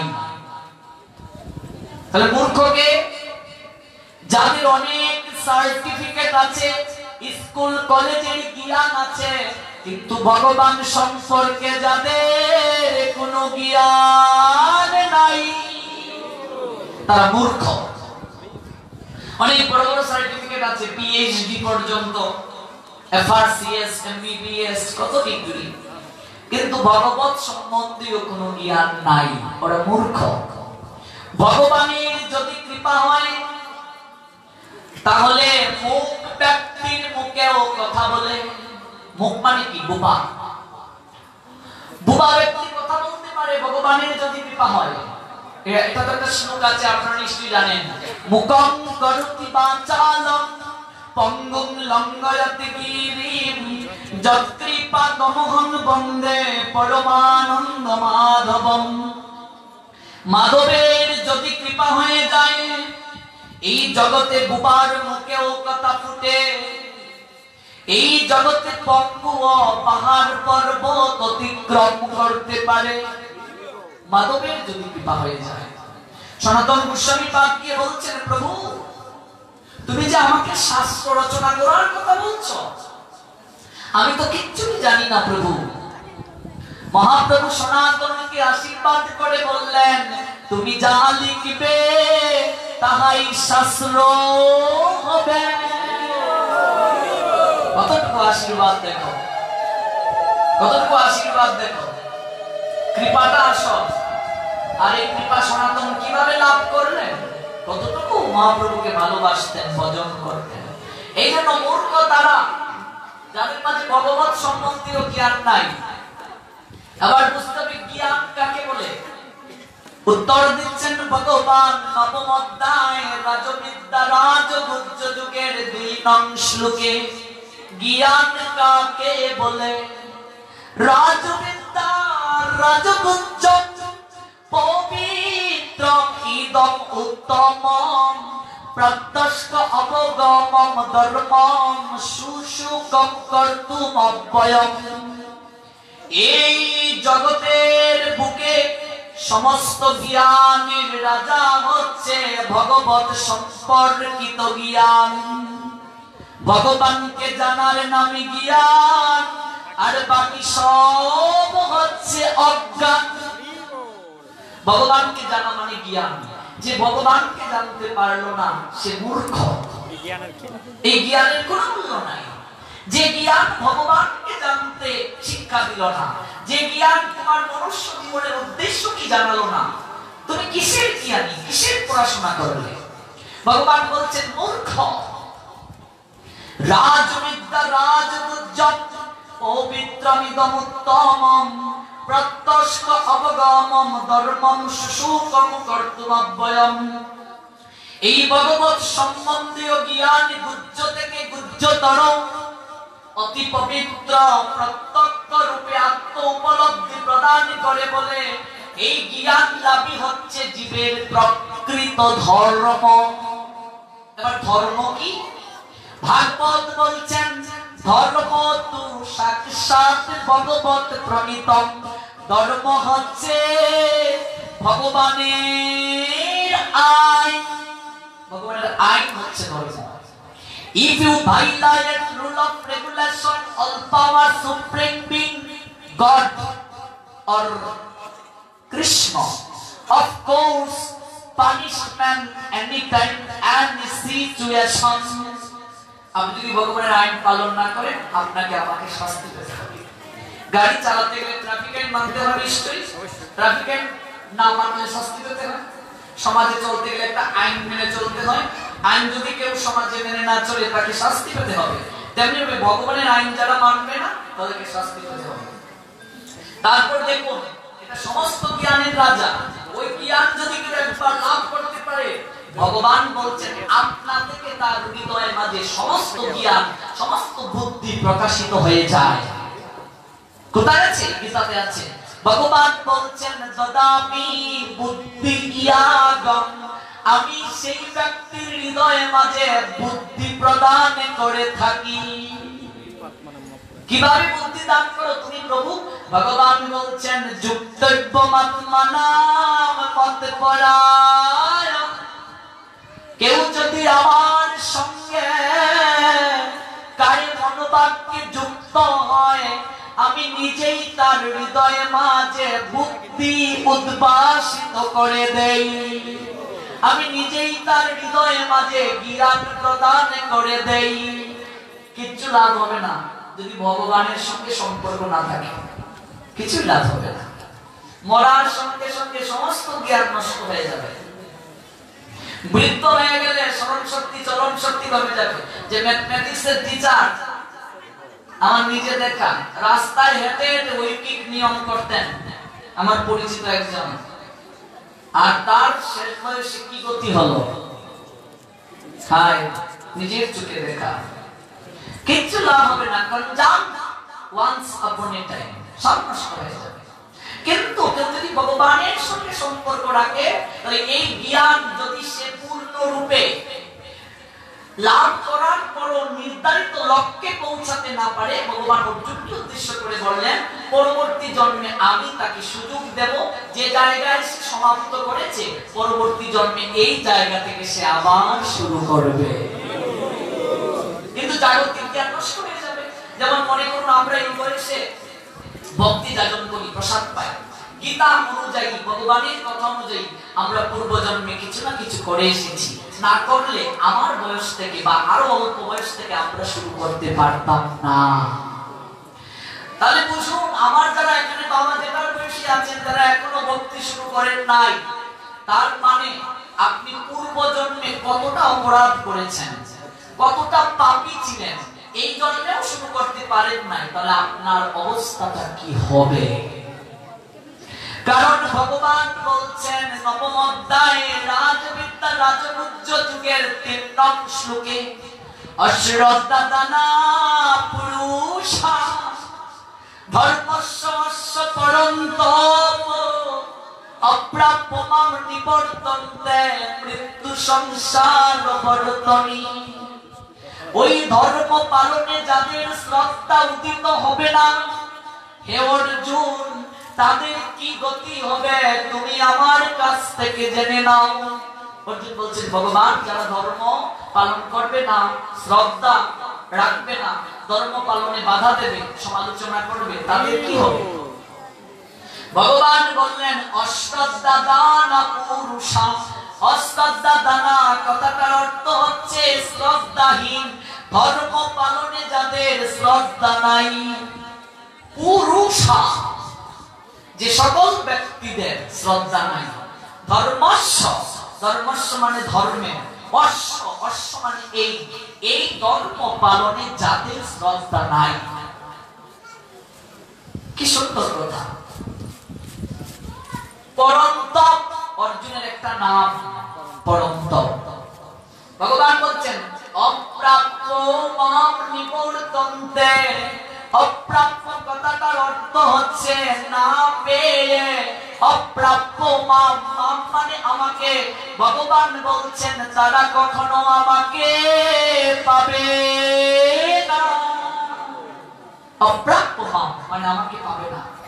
তারপর বলেন নিবর্তন্তে, that most important that spell. নিবর্তন্তে মানে কি? নিবর্তন্তে কথাটার অর্থ হচ্ছে তারা আবার ফিরে আসবে। কোথায় ফিরে আসবে গোবিন্দ? এর পরের শ্লোকে বলছেন, মৃত্যু সংসার বর্তনী, এই সংসার নামক অন্ধকূপে জন্ম মৃত্যুর চক্রাকারে ওই বিষ্ঠাকূপ, মানে এই যে পেটের ভেতর, এখানে আমরা ছিলাম, সবাই ছিলাম, এটা বিষ্ঠা, মলমূত্রের ভান্ডার, অন্ধকার। মা যা খেয়েছে আমি খেয়েছি, যে চেতনায় মা ছিলেন আমি এই চেতনায় ছিলাম। ভগবান বলছেন আমাকে না পেয়ে ওই সকল ব্যক্তিরা, আমার আইন যেহেতু পালন করছে না, ওই সকল ব্যক্তিরা অপ্রাপ্য মাম নিবর্তন্তে, আমাকে না পেয়ে এই জগৎটাকে বর্তনী বলছেন, মানে মৃত্যুর পথ। এখানে শুধু জন্ম মৃত্যু, এখানে শুধু কষ্ট। এই দেখো, এই যে দেহটা এক সময় শৈশব, তারপর কৈশোর, এখন যৌবন, আর কদিন পর কি বৃদ্ধ, তারপর বৃদ্ধ মানে শুধু রূপ, যন্ত্রণা, মানুষের কাছে অবহেলা, কেউ ভালোবাসে না। এই যে বারবার পরিবর্তন, এটা বর্তনী। এই মৃত্যু নামক সংসার বর্তনীতে সেই সকল ব্যক্তিরা, আমার প্রতি যাদের শ্রদ্ধা নাই, আমার প্রতি যাদের ভক্তি নাই, যারা ধর্ম পালন করছে না, সেই সকল ব্যক্তিরা আমাকে না পেয়ে এই মৃত্যুরূপ সংসার বর্তনীতে বারবার ফিরে আসবে, বারবার ফিরে আসবে। তাহলে প্রভু এর কি উপায় নাই? এর কি উপায় নাই প্রভু?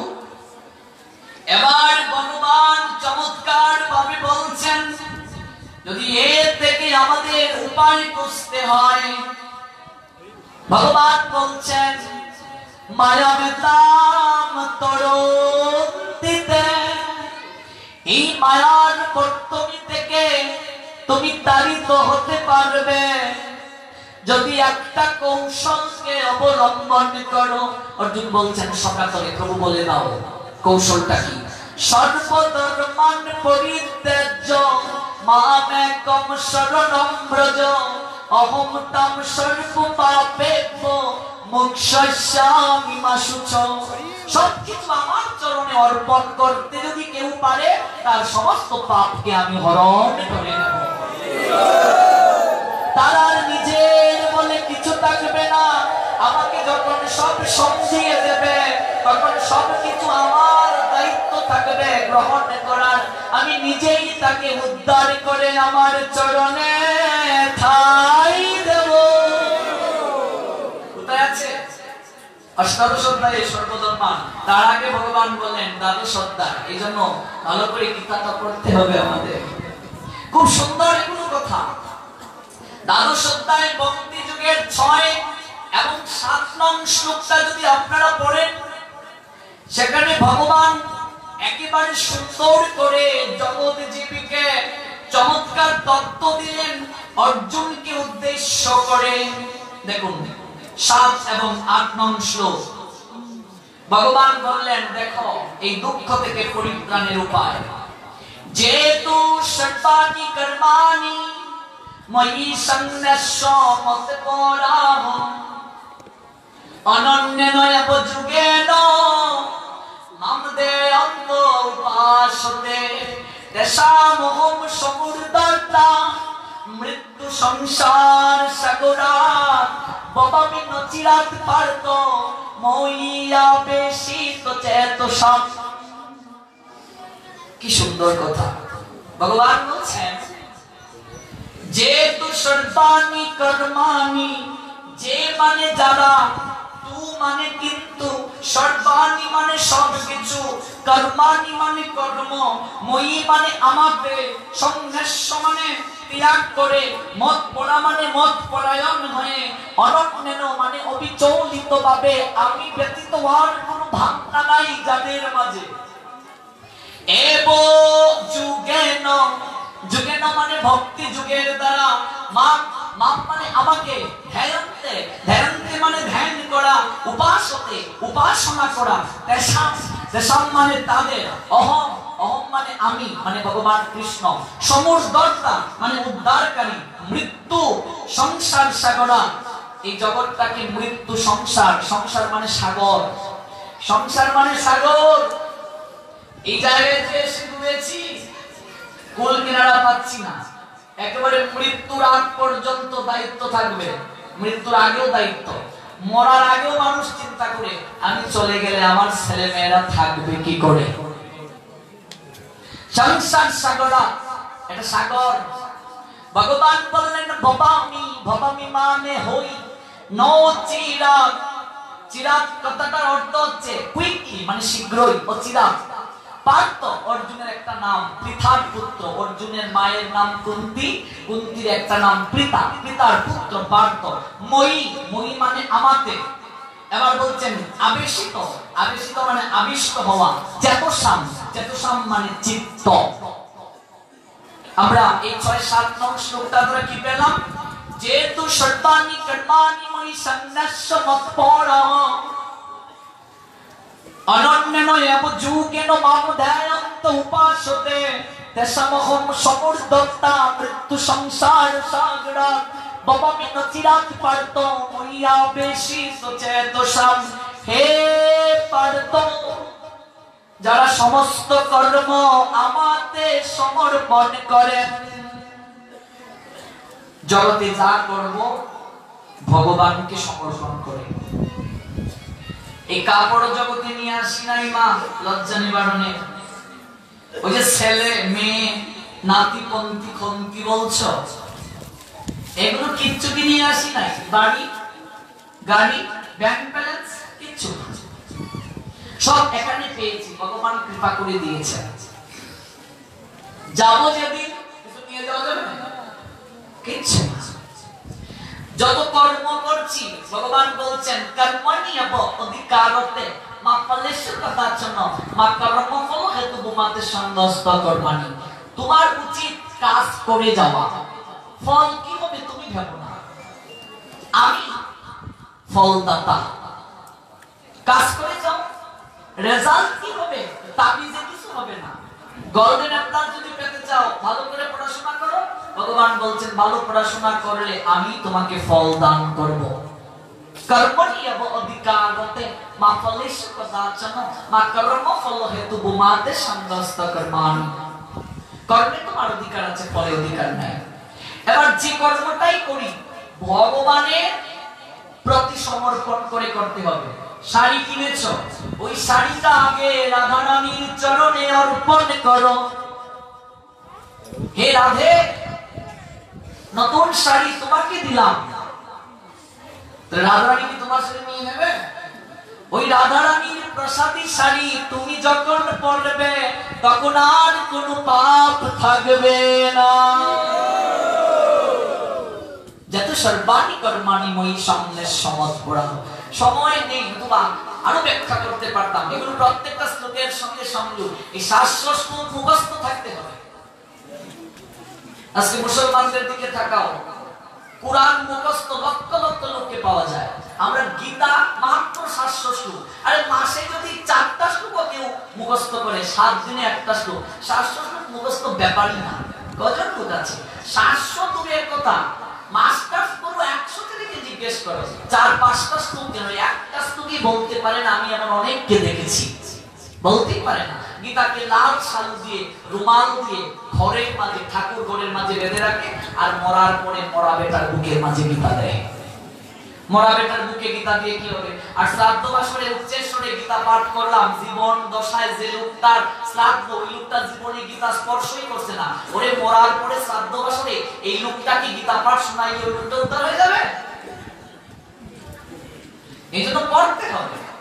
যেহেতু সর্বাণি কর্মাণি মই সন্ন্যাস্য মৎপরা অনন্যেন এব যুগেন মাম ধ্যায়ন্ত উপাসতে।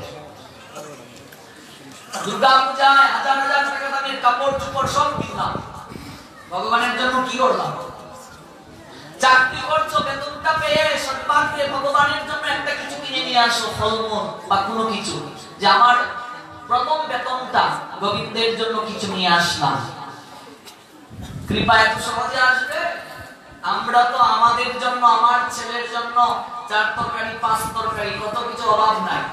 আর নন্দের বেটা কালাসান, ওর জন্য বাজারের সবচেয়ে কম দামি ফল কলা, আর চিনি মিষ্টি খাওয়াতে খাওয়াতে ভগবানেরও ডায়াবেটিস। তোমার ছেলেকে রেগুলার চিনি বাতাসা দাও, বলবে জন্ম দিয়েছো খাওয়াতে পারো না, তো জন্ম দেওয়ার সময় ভাবলে না ছেলেকে খাওয়াতে হবে, তোমাকে দু কথা বলে আর বাড়ি ছেড়ে চলে যাবে। আর প্রত্যেকদিন তোমার ভগবানকে সিনিয়র মিষ্টি দিচ্ছ, সে তোমার ঘরে থাকবে, তার একেবারে খাওয়ার অভাব, সিনিয়র মিষ্টি খেয়ে তোমার ঘরে থাকবে। ভগবান বলবে চিনি মিষ্টি খেয়ে তোমার অমঙ্গল দূর করার আমার সময় নাই, সময় নাই, রেগুলার সিনিয়র মিষ্টি দিচ্ছ বাবা, আমি তোমার অমঙ্গল দূর করতে পারবো না। অনুভূতিতে কথাগুলো আনতে হবে। ভগবানের জন্মদিন, এই দিন খিচুড়ি সবাইকে খাওয়ায়, নিজের পুরার জন্মদিন, ব্যবসায়ী হলেও তো নিজে খাওয়ানোর সময় পাও না, সারাদিন বেলুন আনো, ওই আনো, সেই আনো, কত কিছু আনো, অতিথিদেরকে নিমন্ত্রণ করে 2টা 3টা মারা হয়, আমার পুরার আজকে জন্মদিন, আর ভগবানের জন্মদিন কোনো খবর নাই। এই সময় তুমি শাস্ত্রে আছে উপবাস করা লাগবে, কত অজুহাত। তুমি যে জন্মদিন তোমার পুরার পালন করছো কোন শাস্ত্রে আছে? বিবাহ বার্ষিকী পালন করছো কোন শাস্ত্রে আছে? এই ক্ষেত্রে নাই। এই হচ্ছে আমাদের পরিণতি। শাস্ত্রে সত্যতাই আছে, কিন্তু আমরা জানি না, আমরা মানি না। ভগবান এখানে স্পষ্ট করে বললেন, যারা সমস্ত কর্ম আমাকে সমর্পণ করে। নতুন গাছে কাঁঠাল এসেছে, আমি মনে করি আমার ফুরির বাড়ির নতুন গাছের কাঁঠালটা ফাটাও, ঠিক বলছি? গাছের নতুন লেবু আইছে, আমার ফুয়াটাকে পুষতে দাও, ও মাই মাই রে, ওরে সুরধনী লেবুটা আমার পুষতে দাও, ফুলা লেবু ফাটা, নতুন গাছের লেবু। ওই চিন্তা আসলো না, নতুন গাছের কাঁঠাল আগে ভগবানকে দেই, ভগবানকে যদি 10টা কোষ দাও, মন্দের বেটা কালাসালকে রাখো 10টা খেয়ে নিব। ভগবানকে কাঁঠাল দিয়েছো, ভগবান প্রসাদী রূপে 10টা খুশি আমাদের জন্য রাখবেন, পরে আমরাই খাবো। কিন্তু ভগবান কেমন দেখেন, আমি যে জগতে নগ্ন করে পাঠালাম, কিচ্ছু নিয়ে যায় নাই, কৃপা করে সব দিলাম, এই অট্টালিকা দিলাম, ব্যবসা দিলাম, চাকরি দিলাম, সব দিলাম, আমার জিনিস আমাকে দেওয়ার মানসিকতা ভক্তের আছে কিনা, এইটা কেবল পরীক্ষা করে আর কিছু নয়। আমার গাছের নতুন কাঁঠাল ফুরির বাড়ি, গাছের নতুন লেবু ফুয়ার উষ্ঠেল, আর ভালোবাসাটা কি দেখো, শ্রীধর ভগবানকে দর্শন করতে আসবেন, কাকে? গৌরাঙ্গ সুন্দরকে, আমার মহাপ্রভুকে। চৈতন্য মহাপ্রভু সন্ন্যাসের পর তিনি আসলেন অদ্বৈত লীলা নিকেতনে শান্তিপুর। সন্ন্যাসের পর একবার পিতৃভূমি দর্শন করতে হয়, এটা শাস্ত্রে আছে। মহাপ্রভু সন্ন্যাসীর পর শান্তিপুরে আসলেন তিনি। নবদ্বীপ থেকে শান্তিপুর বেশি দূরে নয়, যারা গিয়েছেন মাত্র কয়েক কিলোমিটার। সংবাদ যখন আসলো, সচিমা কেঁদে আকুল, নিমাই এতটা দিন পরে ফিরে আসবে। সচিমা কিনার মাঝে 33 প্রকার শাক ফলাতেন, 33 জাত শাক, কারণ মহাপ্রভুর সবচেয়ে প্রিয় হচ্ছে শাক। শাক মহাপ্রভুর খুব প্রিয়। মনে রাখবেন মহাপ্রভুর কোন কোন খাবার প্রিয়, এগুলো আজ জেনে নিন। মহাপ্রভুর সবচেয়ে প্রিয় হচ্ছে কলার মোচা, মানে কলার থোড়। কলার মোচা ছাড়া কখনো মহাপ্রভুর ভোগ পূর্ণ হয় না। কলার মোচা। তারপর প্রিয় হচ্ছে কলার বুকুল। বুকুল বুঝো? এই কলা গাছের ভেতরে যে এই যে কুকরানু, এক প্রকার লম্বা সাদা বকুল থাকে, এটা আমাদের সিলেটের মানে সুনামগঞ্জের আঞ্চলিক শব্দ। আপনারা কি বলে জানেন না? কি বলেন আপনারা? বকুল বলেন? মুকুল। আচ্ছা, তো তোমরা লোকে আমার কি আছে গো? ওই কলা গাছের ভিতরে থাকে এই মুকুল বা মুকুল। এটা 5 সবজির মাঝে দেয়া হয়। লাবড়া বুঝো? হ্যাঁ, লাবড়া। ওই লাবড়ার মাঝে মুকুল দিতে হয়। মিষ্টি লাউ ছাড়া কখনো লাবড়া মহাপ্রভুর পূর্ণ হয় না।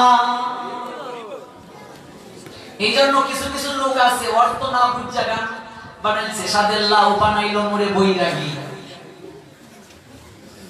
মানে বৈরাগী হইতে গেলে লাউ খাওয়া লাগবে। কিন্তু এই গান নিয়ে কোন জায়গায় যে এখন আধুনিক সমাজ গেছে, যাই হোক এইদিকে না হয় নাই গেলাম। অর্থাৎ এই লাবড়ার মাঝে লাউ লাগবে। আরেকটা হচ্ছে মহাপ্রভুর প্রিয় হচ্ছে কচু আর কচুর বাচ্চা। কচুর বাচ্চা কি দেখো লতা, হ্যাঁ কচুর বাচ্চা মহাপ্রভুর প্রিয়, মানে লতা।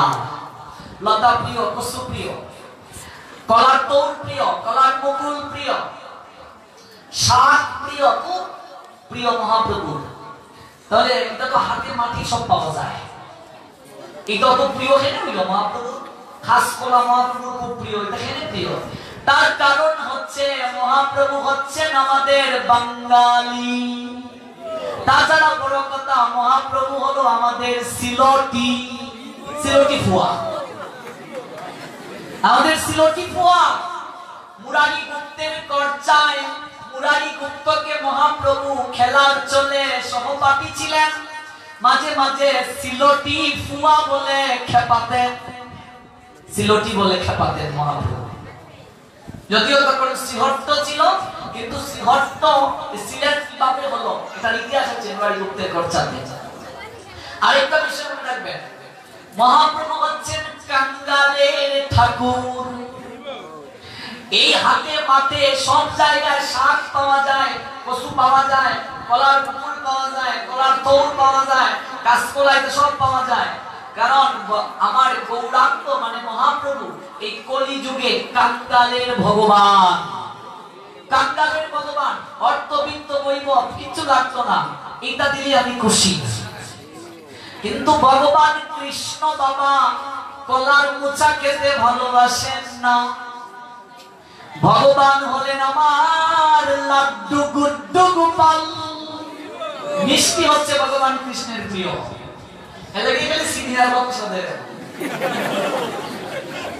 রেগুলার যদি মিষ্টি খায় তাতেও ভালো লাগে না। এই জন্য ভগবান কৃষ্ণের প্রিয় এগুলো নয়। ভগবান কৃষ্ণের প্রিয় খোলার ভিতরে বকুল, লাবড়া, এগুলো বাঙালিদের খাবার। ভগবান কৃষ্ণ তো আর বাঙালি হয়ে আসেন নাই। ভগবান কৃষ্ণ যে জায়গায় জন্ম নিয়েছেন এখানে বাঙালি ভাষাই চলে না। বাঙালি ভাষা বুঝে?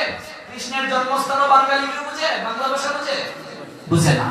কৃষ্ণ কিন্তু বাঙালি নয়, বাঙালি হচ্ছে আমার মহাপ্রভু। মহাপ্রভু বাঙালি, কৃষ্ণ বাঙালি নয়। কৃষ্ণ বাঙালি নয়। কৃষ্ণ কখনো বাংলা ভাষায় কথা বলতেন না, বাংলা ভাষায় কথা বলতেন মহাপ্রভু। এটা ভালো করে জেনে নাও। কৃষ্ণ কখনো বাংলা ভাষায় কথা বলতেন না। তাহলে আমরা যে বাংলা ভাষায় কৃষ্ণকে ডাকি, কৃষ্ণ কি বুঝেন না? নিশ্চয়ই বুঝেন। ভগবান অন্তর্যামী, অনন্ত কোটি বিশ্ব ব্রহ্মাণ্ডের মালিক। তাই বাংলা, উর্দু, হিন্দি, ইংলিশ যত ভাষায় ডাকো সকল ভাষা বুঝে। এমনকি সিলটি ভাষা যদি গহবেটা কৃষ্ণ বলা শুনি তাও বুঝবো, হবল তাই বুঝে। তিনি সব বুঝেন, তিনি অন্তর্যামী। কিন্তু বাঙালি হলেন মহাপ্রভু। লাবড়া পছন্দ করে। দেখবে ব্রজবাসী যারা, বৃন্দাবন যারা, ওরা ভাত খায় না। ভাত খায়, ভাত তো আমরা বাঙালি ফিট করে খাও। আমরা মহাপ্রভু ভাত ছাড়া বুঝে না। রুটি যতই মহাপ্রভুরে দেও, মহাপ্রভু না এটা আমার ভালো লাগে না, আমার ভাত দেও, মানে অন্ন দেও। আর মহাপ্রভুর প্রিয় হলো আতপ চাউল, আল্লাহর চাউল প্রিয়। সিদ্ধ চাউল মহাপ্রভু খায় না, প্রিয় না। এখন কেউ যদি সিদ্ধ চাউল দিয়া দেয় তাহলে কি হইব? তার কারণ হইছে, এখন মনে করেন উত্তরবঙ্গ, ফরিদপুর, মাদারীপুর, গোপালগঞ্জ, যশোর, সাতক্ষীরা, বাগেরহাট, এই সকল অঞ্চলে বিশেষ করে মানুষ আলুয়া খায় না, আতপ খায় না, ওরা সিদ্ধই খায়। তখন ওরা সিদ্ধ খাইব, ওরা মহাপ্রভুর সিদ্ধ দেয়, এটা আলাদা বিষয়। আমি যা খাই ভগবানের দিয়ে খাই। কিন্তু মহাপ্রভুর সবচেয়ে প্রিয় আতপ চাল, চিকন চালটা মহাপ্রভুর প্রিয়। এই জন্য ভগবান যেটা পছন্দ করেন আমরা এইটাই দিব নাকি? মহাপ্রভু রুটি খাইতে পছন্দ করেন না। রুটি খাওয়ার লেগে একেবারে পারদর্শী আমার কৃষ্ণ, তাই রুটি খাওয়া। কিন্তু মহাপ্রভু হচ্ছে ভাত খাওয়া, অন্ন খাওয়া। মহাপ্রভু চিকন চাউল প্রিয়, সিদ্ধ চাউল না।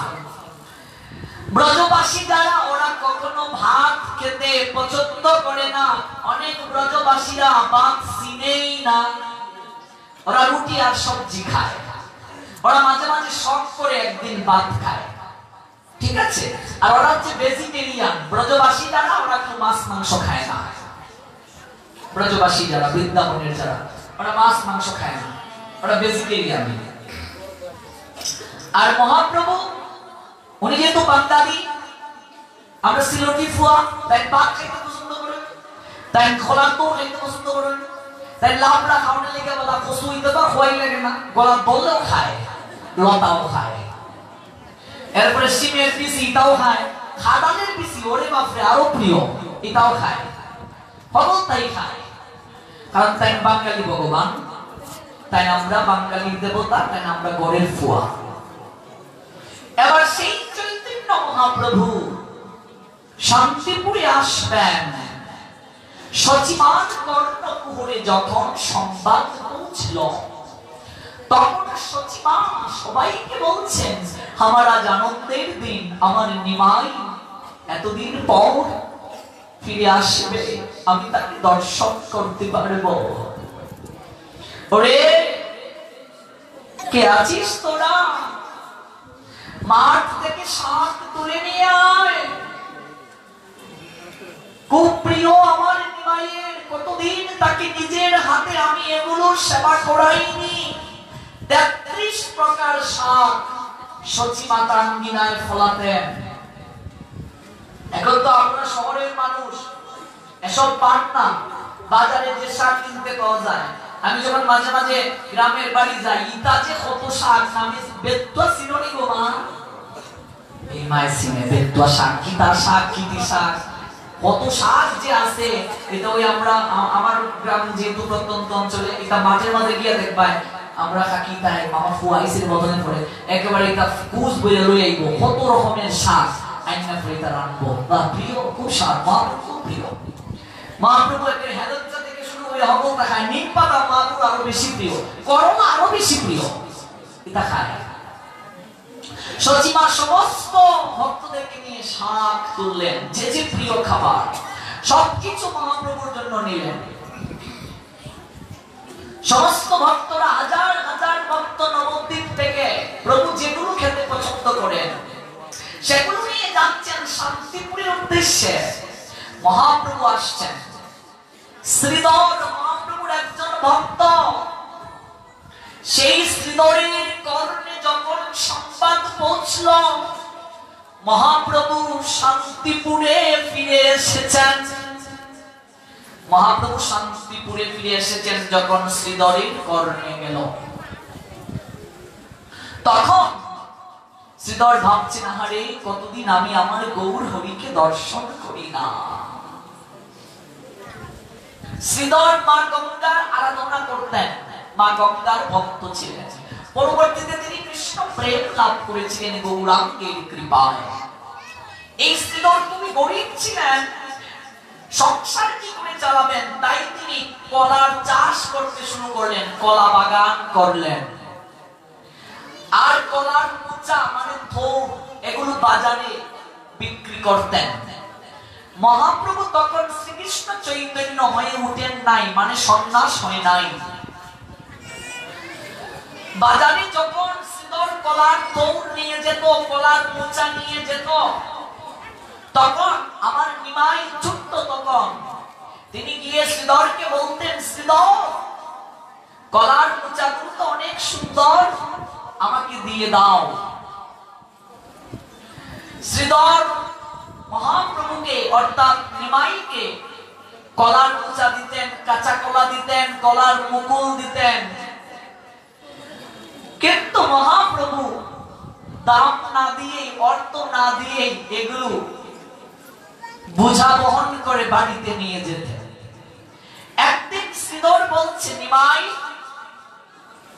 তুমি যে প্রত্যহ কলার মোচা আমার কাছ থেকে নিয়ে যাও, কলার মুকুল নিয়ে যাও, কাঁচা কলা নিয়ে যাও, আমাকে যে অর্থ করি কিচ্ছুটি দাও না, আমার সংসার কি করে চলবে? আমার সংসার কি করে চলবে?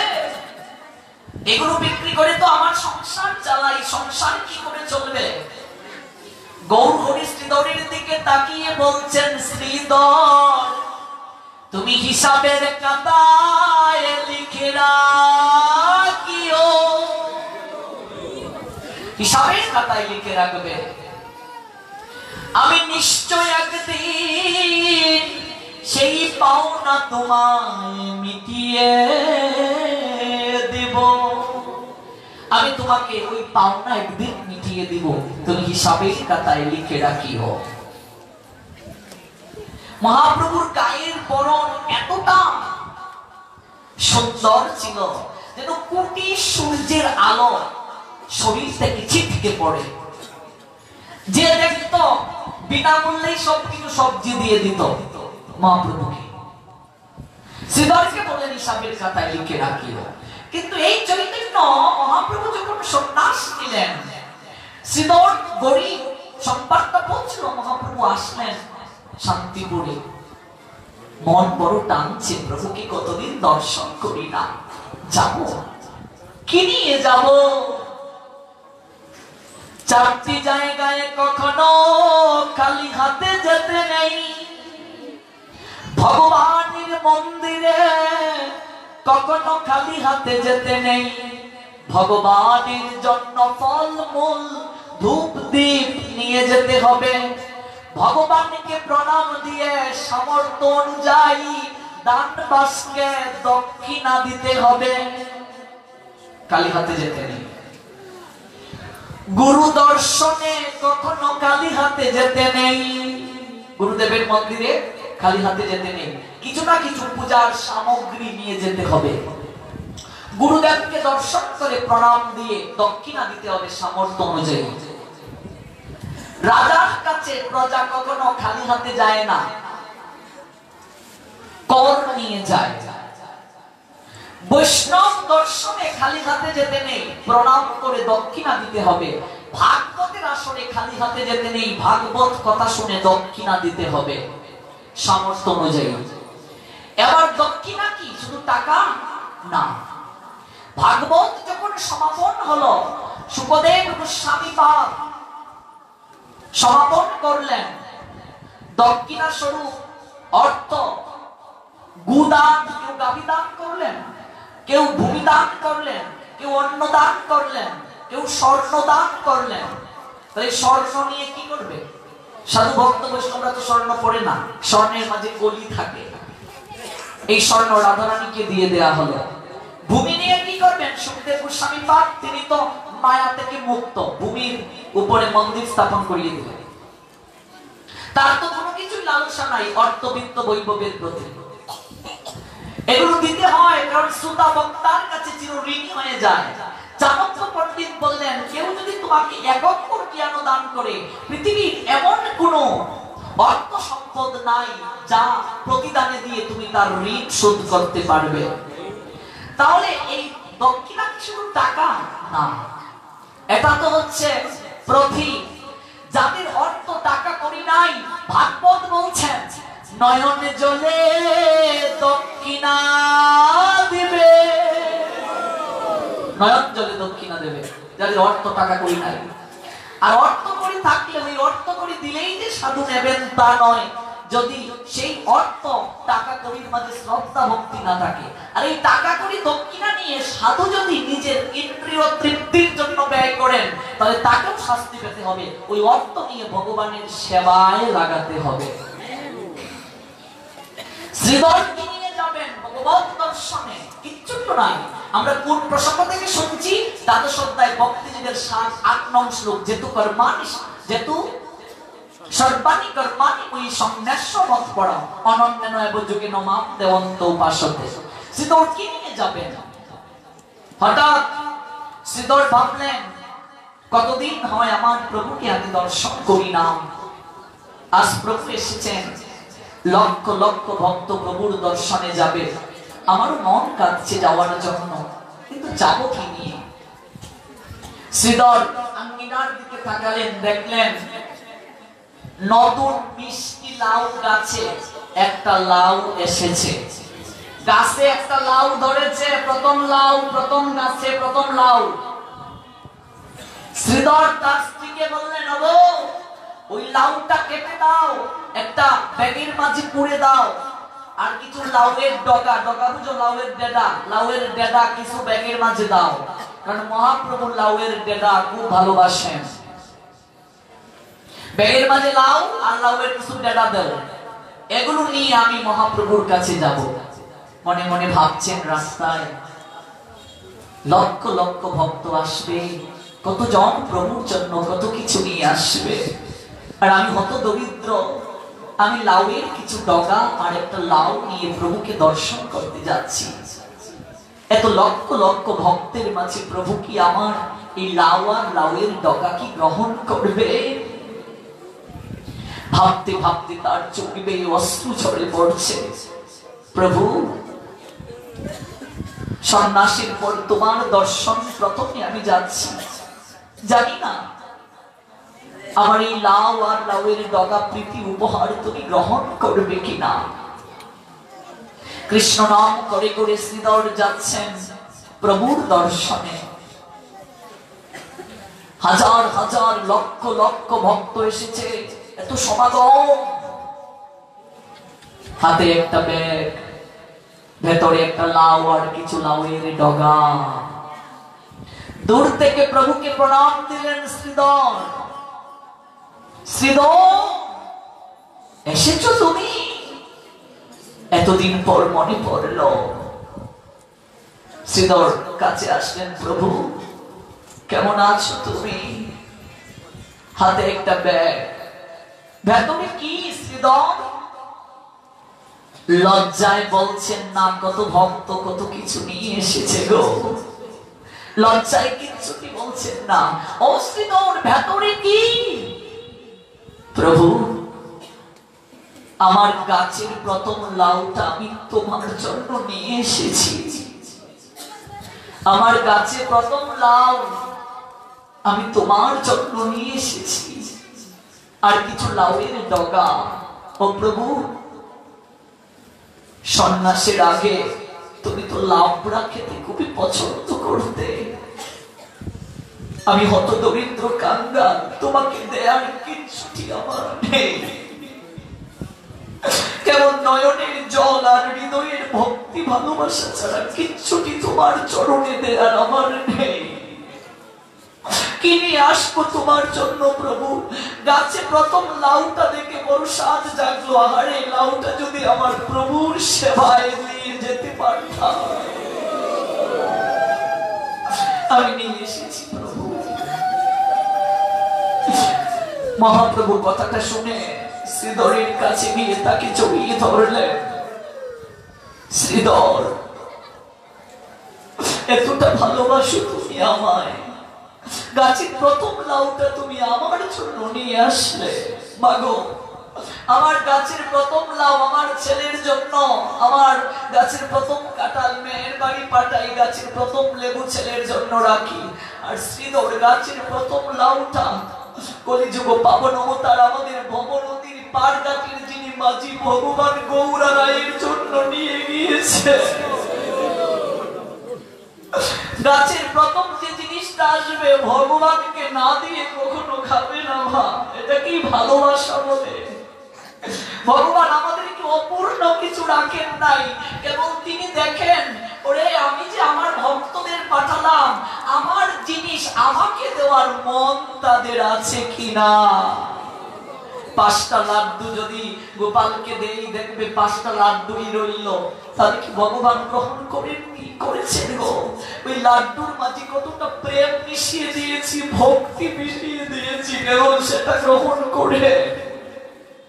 এটা তো আমরাই প্রসাদ পাই, কেবল দেয়ার মানসিকতাটা আছে কিনা ভগবান দেখে।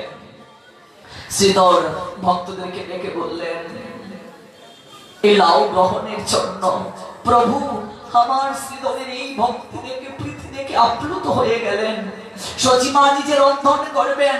সচিমাকে আমার গৌরাঙ্গ সুন্দর বলে দিলেন, মা 5 তরকারি 5 সবজি যখন রান্না করবে, অবশ্যই অবশ্যই মা আমার শ্রীধরের মিষ্টি লাউটা সেই জায়গায় দেবে। শ্রীধর তোমার ভক্তি ভালোবাসায় আমি আপ্লুত। আমার সেবা কখনো মিষ্টি লাউ ছাড়া পূর্ণ হবে না, পূর্ণ হবে না। আমি তোমার সেবায় সন্তুষ্ট হয়েছি। এই শ্রীধর মহাপ্রভুকে কলার মোচা কলার থোড় দিতেন। টাকার কথা বললে প্রভু বলেছিলেন শেষের দিনে হিসাব মিটিয়ে নেব। শিবাসাঙ্গীনাথে মহাপ্রভু যখন বিষ্ণুকুট্টায় মহাপ্রকাশ লীলা দেখালেন, অর্থাৎ তিনি যে পূর্ণ ভগবান কৃষ্ণ বিশ্বরূপ যখন ভক্তদেরকে দর্শন করালেন, আমার গৌরাঙ্গ সুন্দর একে একে সবাইকে কৃপা করছেন। আমার শ্রীধর কোথায় রে? যার প্রতি যার ভালোবাসা থাকে, যে করে হরি চিন্তা, হরি করে তার চিন্তা গো। মহাপ্রভু ডাকছেন আমার শ্রীধর কোথায়? শ্রীধর কাছে আসলেন, প্রভু ও প্রভু তুমি আমায় ডেকেছো। শ্রীধর কতজন আমার কাছে কত কিছু চাইলো, আজকে আমি কৃপার ভাণ্ড নিয়ে বসেছি, তুমি কিছু আমার কাছে চাও। বলো শ্রীধর, তুমি তো গরিব কাঙ্গাল, তোমার কি প্রয়োজন? একটিবার বলো কি চাই তোমার? আজি চরণে জড়িয়ে ধরে কহিছে প্রকাশী, গোপনে তোমারে প্রভু কত ভালোবাসি। ও প্রভু, আমি কাঙ্গাল হতে পারি, আমি গরিব হতে পারি, কিন্তু তোমার চরণে তোমার প্রেম আর ভালোবাসা ছাড়া কিচ্ছুটি চাই না। আমি কিচ্ছুটি চাই না প্রভু, তুমি যার হয়ে যাও, তার কি জগতের বুকে আর চাওয়ার কিছু বাকি থাকে? আমি কিচ্ছুটি চাই না তোমার কাছে। না না শ্রীধর, আমি কৃপা করার জন্য সবাইকে আজ সুযোগ দিয়েছি। বলো বলো তুমি কি চাও, একবার বলো। প্রভু মনে কি পড়ে, আমি যখন কলার মোচা নিয়ে হাটে বিক্রির জন্য বসতাম, তুমি আমার নিকট থেকে কলার মোচা কেড়ে নিতে। আমি তখন তো জানতাম না যে আমার নিকট থেকে কলার মোচা কেড়ে নিত। আমি তখন জানতাম না সে জগন্নাথ মিশ্রের পুত্র নিমাই আমাদের প্রত্যেকটা জগৎ সংসারী জীবের ভব নদীর ঘাটের মাঝি। আমি জানতাম না আমার কাছ থেকে যখন কলার মোচা তুমি কেড়ে নিতে, তখন আমি জানতাম না। তুমি যদি আমাকে কৃপা করতে চাও ও প্রভু, যে ব্রাহ্মণ পুত্র আমার নিকট থেকে কলার মোচা কেড়ে নিত, জন্মে জন্মে সেই ব্রাহ্মণের কুমার নিমাইকে আমি আমার প্রাণনাথ রূপে পেতে চাই। যে ব্রাহ্মণ তনয় আমার নিকট থেকে কলার মোচা কেড়ে নিত, সেই ব্রাহ্মণের তনয়কে আমি জন্মে জন্মে আমার স্বামী রূপে, প্রাণনাথ রূপে, প্রাণবন্ধু রূপে, আমার প্রিয়তম রূপে, আমার প্রভু রূপে আমি চাই। আমি আর কিচ্ছুটি চাই না। আমি কাঙ্গাল বলে সেদিন সংসার চলে না বলে তোমায় বলেছিলাম, তুমি যে আমার নিকট থেকে কলার মোচা এইভাবে নাও, আমাকে যে অর্থ দাও না, আমার সংসার কি করে চলবে? তোমার কৃপায় আমার সংসার ঠিকই চলেছিল। তুমি বলেছিলে শেষের দিনে হিসাব মিটিয়ে দেবে। আজ বুঝতে পারলাম প্রভু তোমার সেই কথাটা, শেষের দিনে হিসাব মিটানোর কথা, শেষের দিনে করি তুমি মিটিয়ে দেবে। ও প্রভু, আমি উপলব্ধি করলাম প্রত্যেকটা জীবকে শেষের দিনে, যেদিন এই সংসারে মহাকাল এসে ডাক দেয় বাবা, যেদিন একা একা যেতে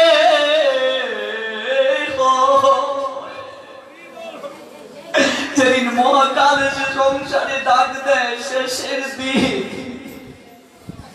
ওরে সংসার তো চলো না মই রে,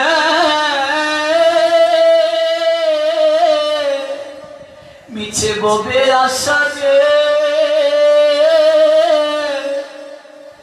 মন মিছে ববে আশা। এই সংসারে আশাটা যাওয়াটা উপলব্ধি হলো না। আমি উপলব্ধি করলাম যদি কৃষ্ণ ভজন না হলো সংসারে মিছে আশা, কেবল ক্ষণিকের বুক লালসা আর মিছে চাওয়া পাওয়া। সেদিন একা একা উড়ে যেতে হবে, সেদিন একা একা উড়ে যেতে হবে। ওরে ভাই বলো বন্ধু বলো রে, হবে কেউ তো কারণ। মাগো ভাই বন্ধু আত্মীয় জনে পাশে থাকবে তোমায় ঘিরে, কতজন আমাকে তোমাকে ঘিরে থাকবে কেউ জানবে না সেদিন কোন দিকে যে প্রাণ পাখিটা দেখো পিঞ্জর ছেড়ে উড়ে যাবে, কেউ সেদিন জানবে না। এই পৃথিবী যেমন ছিল তেমন পড়ে রইবে, সুন্দর এই পৃথিবী ছেড়ে একদিন চলে যেতে হবে, সবকিছু ছেড়ে চলে যেতে হবে। এই রাধা গোবিন্দের মন্দির থাকবে। ৭১ বছর যাবত আপনারা অনুষ্ঠান করছেন, সৃষ্টি থেকে যারা ছিলেন তারা চলে গিয়েছেন, হয়তো কয়েক বছর যাবত আপনারা দায়িত্ব পেয়েছেন, আপনারাও একদিন চলে যাবেন। আপনাদের পরবর্তী প্রজন্ম হয়তো এই অনুষ্ঠানকে ধরে রাখবে। ভগবান চাইলে রাধা গোবিন্দ থাকবেন, তিনি পূজিত হবেন, প্রত্যেক বছর মহাপ্রভুকে আপনারা আমন্ত্রণ করবেন, কিন্তু থাকবেন না আপনি, থাকবো না আমি। বাবা আগামীতে এই অনুষ্ঠানে আসার সৌভাগ্য হবে কিনা তারও গ্যারান্টি দিতে পারবো না। আপনি কৃষ্ণ কথা শুনতে আসতে পারবেন কিনা তার গ্যারান্টি দিতে পারবেন না। কখন যে কার জীবনের বেলা ডুবে যায় কেউ সেটা বলতে পারে না। সেদিন একা একা উড়ে যেতে হবে। ওরে ভাই বলো বন্ধু বলো রে, হবে কেউ তো কারণ কেবল ক্ষণিকেরই ভুগি লালসা মিছে পরিচয়। সবাইকে ছেড়ে একদিনে না ফেরার দেশে যেতে হয়। শুনেছি প্রভু ভব নদীর পার কাটে গিয়ে নাকি দাঁড়িয়ে থাকতে হয়। যাদের হাতে কড়ি থাকে তারাই নাকি সেই নৌকায় আরোহণ করে ওই নদী পার হতে পারে। আমি আগে এসে ঘাটে রইলাম বসে, সে যে পিছিয়ে এসে আগে গেল আমি রইলাম বসে। হরি দিন তো গেল সন্ধ্যা হলো পার করো আমারে। শুনেছি হাতি কড়ি না থাকলে নাকি ওই নদী পারাপার হওয়া যায় না। তুমি বলেছিলে শেষের দিনে কড়ি মিটিয়ে দেবে। ও প্রভু আমি কিচ্ছুটি চাই না, আমি সাধন ভজন কিনে নামের কড়ি আজও আমি সঞ্চয় করতে পারিনি। আমি যেদিন ভব নদীর তীরে গিয়ে দাঁড়াবো, ও প্রভু তুমি নিজে সেদিন ওই কৃষ্ণ নামের কড়ি আমায় দিয়ে পার করে দিও। আমি আর কিচ্ছুটি তোমার কাছে চাই না। সেদিন তুমি আমার ওরে বান্ধব হইও, সেদিন তুমি আমার ওরে বান্ধব হইও। আমি আর কিচ্ছুটি চাইনি। তুমি বলেছিলে শেষের দিনে মিটিয়ে দেবে। ও প্রভু আমার যেদিন শেষের দিন গড়িয়ে আসবে, যেদিন স্ত্রী পুত্র কন্যা পরিবার পরিজন সবাইকে ছেড়ে আমি একা একা না ফেরার দেশে যাত্রা করবো, সেই দিন তুমি আমার ভবের কান্ডারি হয়ে নদীর মাঝি হয়ে আসিও। ইচ্ছা পূরণ করলেন ভগবান, শুধু শ্রীধরের ইচ্ছাই নয় গো বাবা, আমাদের প্রত্যেকটা মনুষ্য জীবের জীবন বেলা কিন্তু ধীরে ধীরে দিয়ে চলে যাচ্ছে মা। কবে যে কার ডাক আসবে কেউ বলতে পারবে না। সারাটা জীবন রঙ্গরসে কাটিয়ে দিলাম, কি করলাম নিজের জন্য, কি যাবে সঙ্গে, কি দিয়ে এই মনুষ্য জীবনের ক্রান্তি লগ্ন পার হব। শাস্ত্র জানিয়ে দিলেন, গৌর যে শিখাইল নাম সেই নাম গাও, অন্য সব নাম মাহাত্ম সে নামেই পাও। গৌরাঙ্গ সুন্দর যে নামের শিক্ষা দিলেন, প্রেমের শিক্ষা দিলেন, ওরে প্রাণ খুলে সেই নাম গাও। ওই নামই ভবের নদীর সম্বল হবে, পারাপারের কড়ি হবে। ওই নাম গাও। ভগবান ৬-৭ নং শ্লোকে দ্বাদশ অধ্যায়ে বলে দিলেন, অনন্য চিত্তে পরিপূর্ণ ভক্তি সহকারে যে বা যারা আমার আরাধনা করে, আমাকে নিত্য অভিযুক্ত সেই সকল ভক্তের মৃত্যুময় সংসার সাগর থেকে আমি নিজে মাঝি হয়ে অচিরে উদ্ধার করে। জয় জয় শ্রীরাম।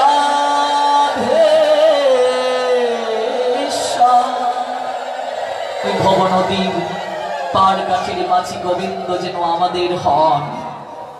এই শ্রী ম ত ভগবদ গীতা কেবল শ্রী দ্বারা আমরা শুনেছিলাম, ম দ্বারা মম মুখ নিঃসৃত বাণী, দ মানে হৃদয় স্বরূপ, ভ মানে ভববন্ধন খণ্ডন করো, গ মানে গমনাগমন হয়ে যায় বারণ, ব মানে বরিষ্ঠ সর্বশাস্ত্রেষু, আর দ মানে দেহান্তর সহশ্রেষ্ঠ প্রাপিতম ভ্রমিতময়া, আর গি মানে গীত, আর তা মানে তরুণী অম্বুজাও। ব্যাখ্যা না করে কেবল অর্থগুলো বললাম। আবার যদি কোনোদিন আসার সৌভাগ্য হয় ব্যাখ্যা করব। গীতা হচ্ছে একটা তরুণী মানে নৌকা। কেউ যদি এই গীতা নৌকাতে আরোহণ করে, সেই নৌকার মাঝি স্বয়ং অনাদিরাদি শ্রী গোবিন্দ ভগবান। কেউ যদি এই নৌকাতে আরোহণ করে, স্বয়ং অনাদিরাদি শ্রী গোবিন্দ ভগবান নিজে মাঝি হয়ে তাকে উদ্ধার করে। গঙ্গা গীতা চ সাবিত্রী সীতা সত্যাপতি ব্রত ব্রহ্মাবলী ব্রহ্মবিদ্যা ত্রিসন্ধ্যা মুক্তি গেহিনী অর্ধমাত্রা চিদানন্দ ভবগ্নি ভ্রান্তি নাশিনী বেদত্রয়ী পরানন্দ তত্তার্থ জ্ঞান মঞ্জুরি ইত্যাদি জপি নিত্যং নরনিশ্চলমানস জ্ঞান সিদ্ধি লবে নিত্যং ততান্তে পরমং পদম। হরি ওম তৎসৎ। ওম তৎসৎ। ওম তৎসৎ।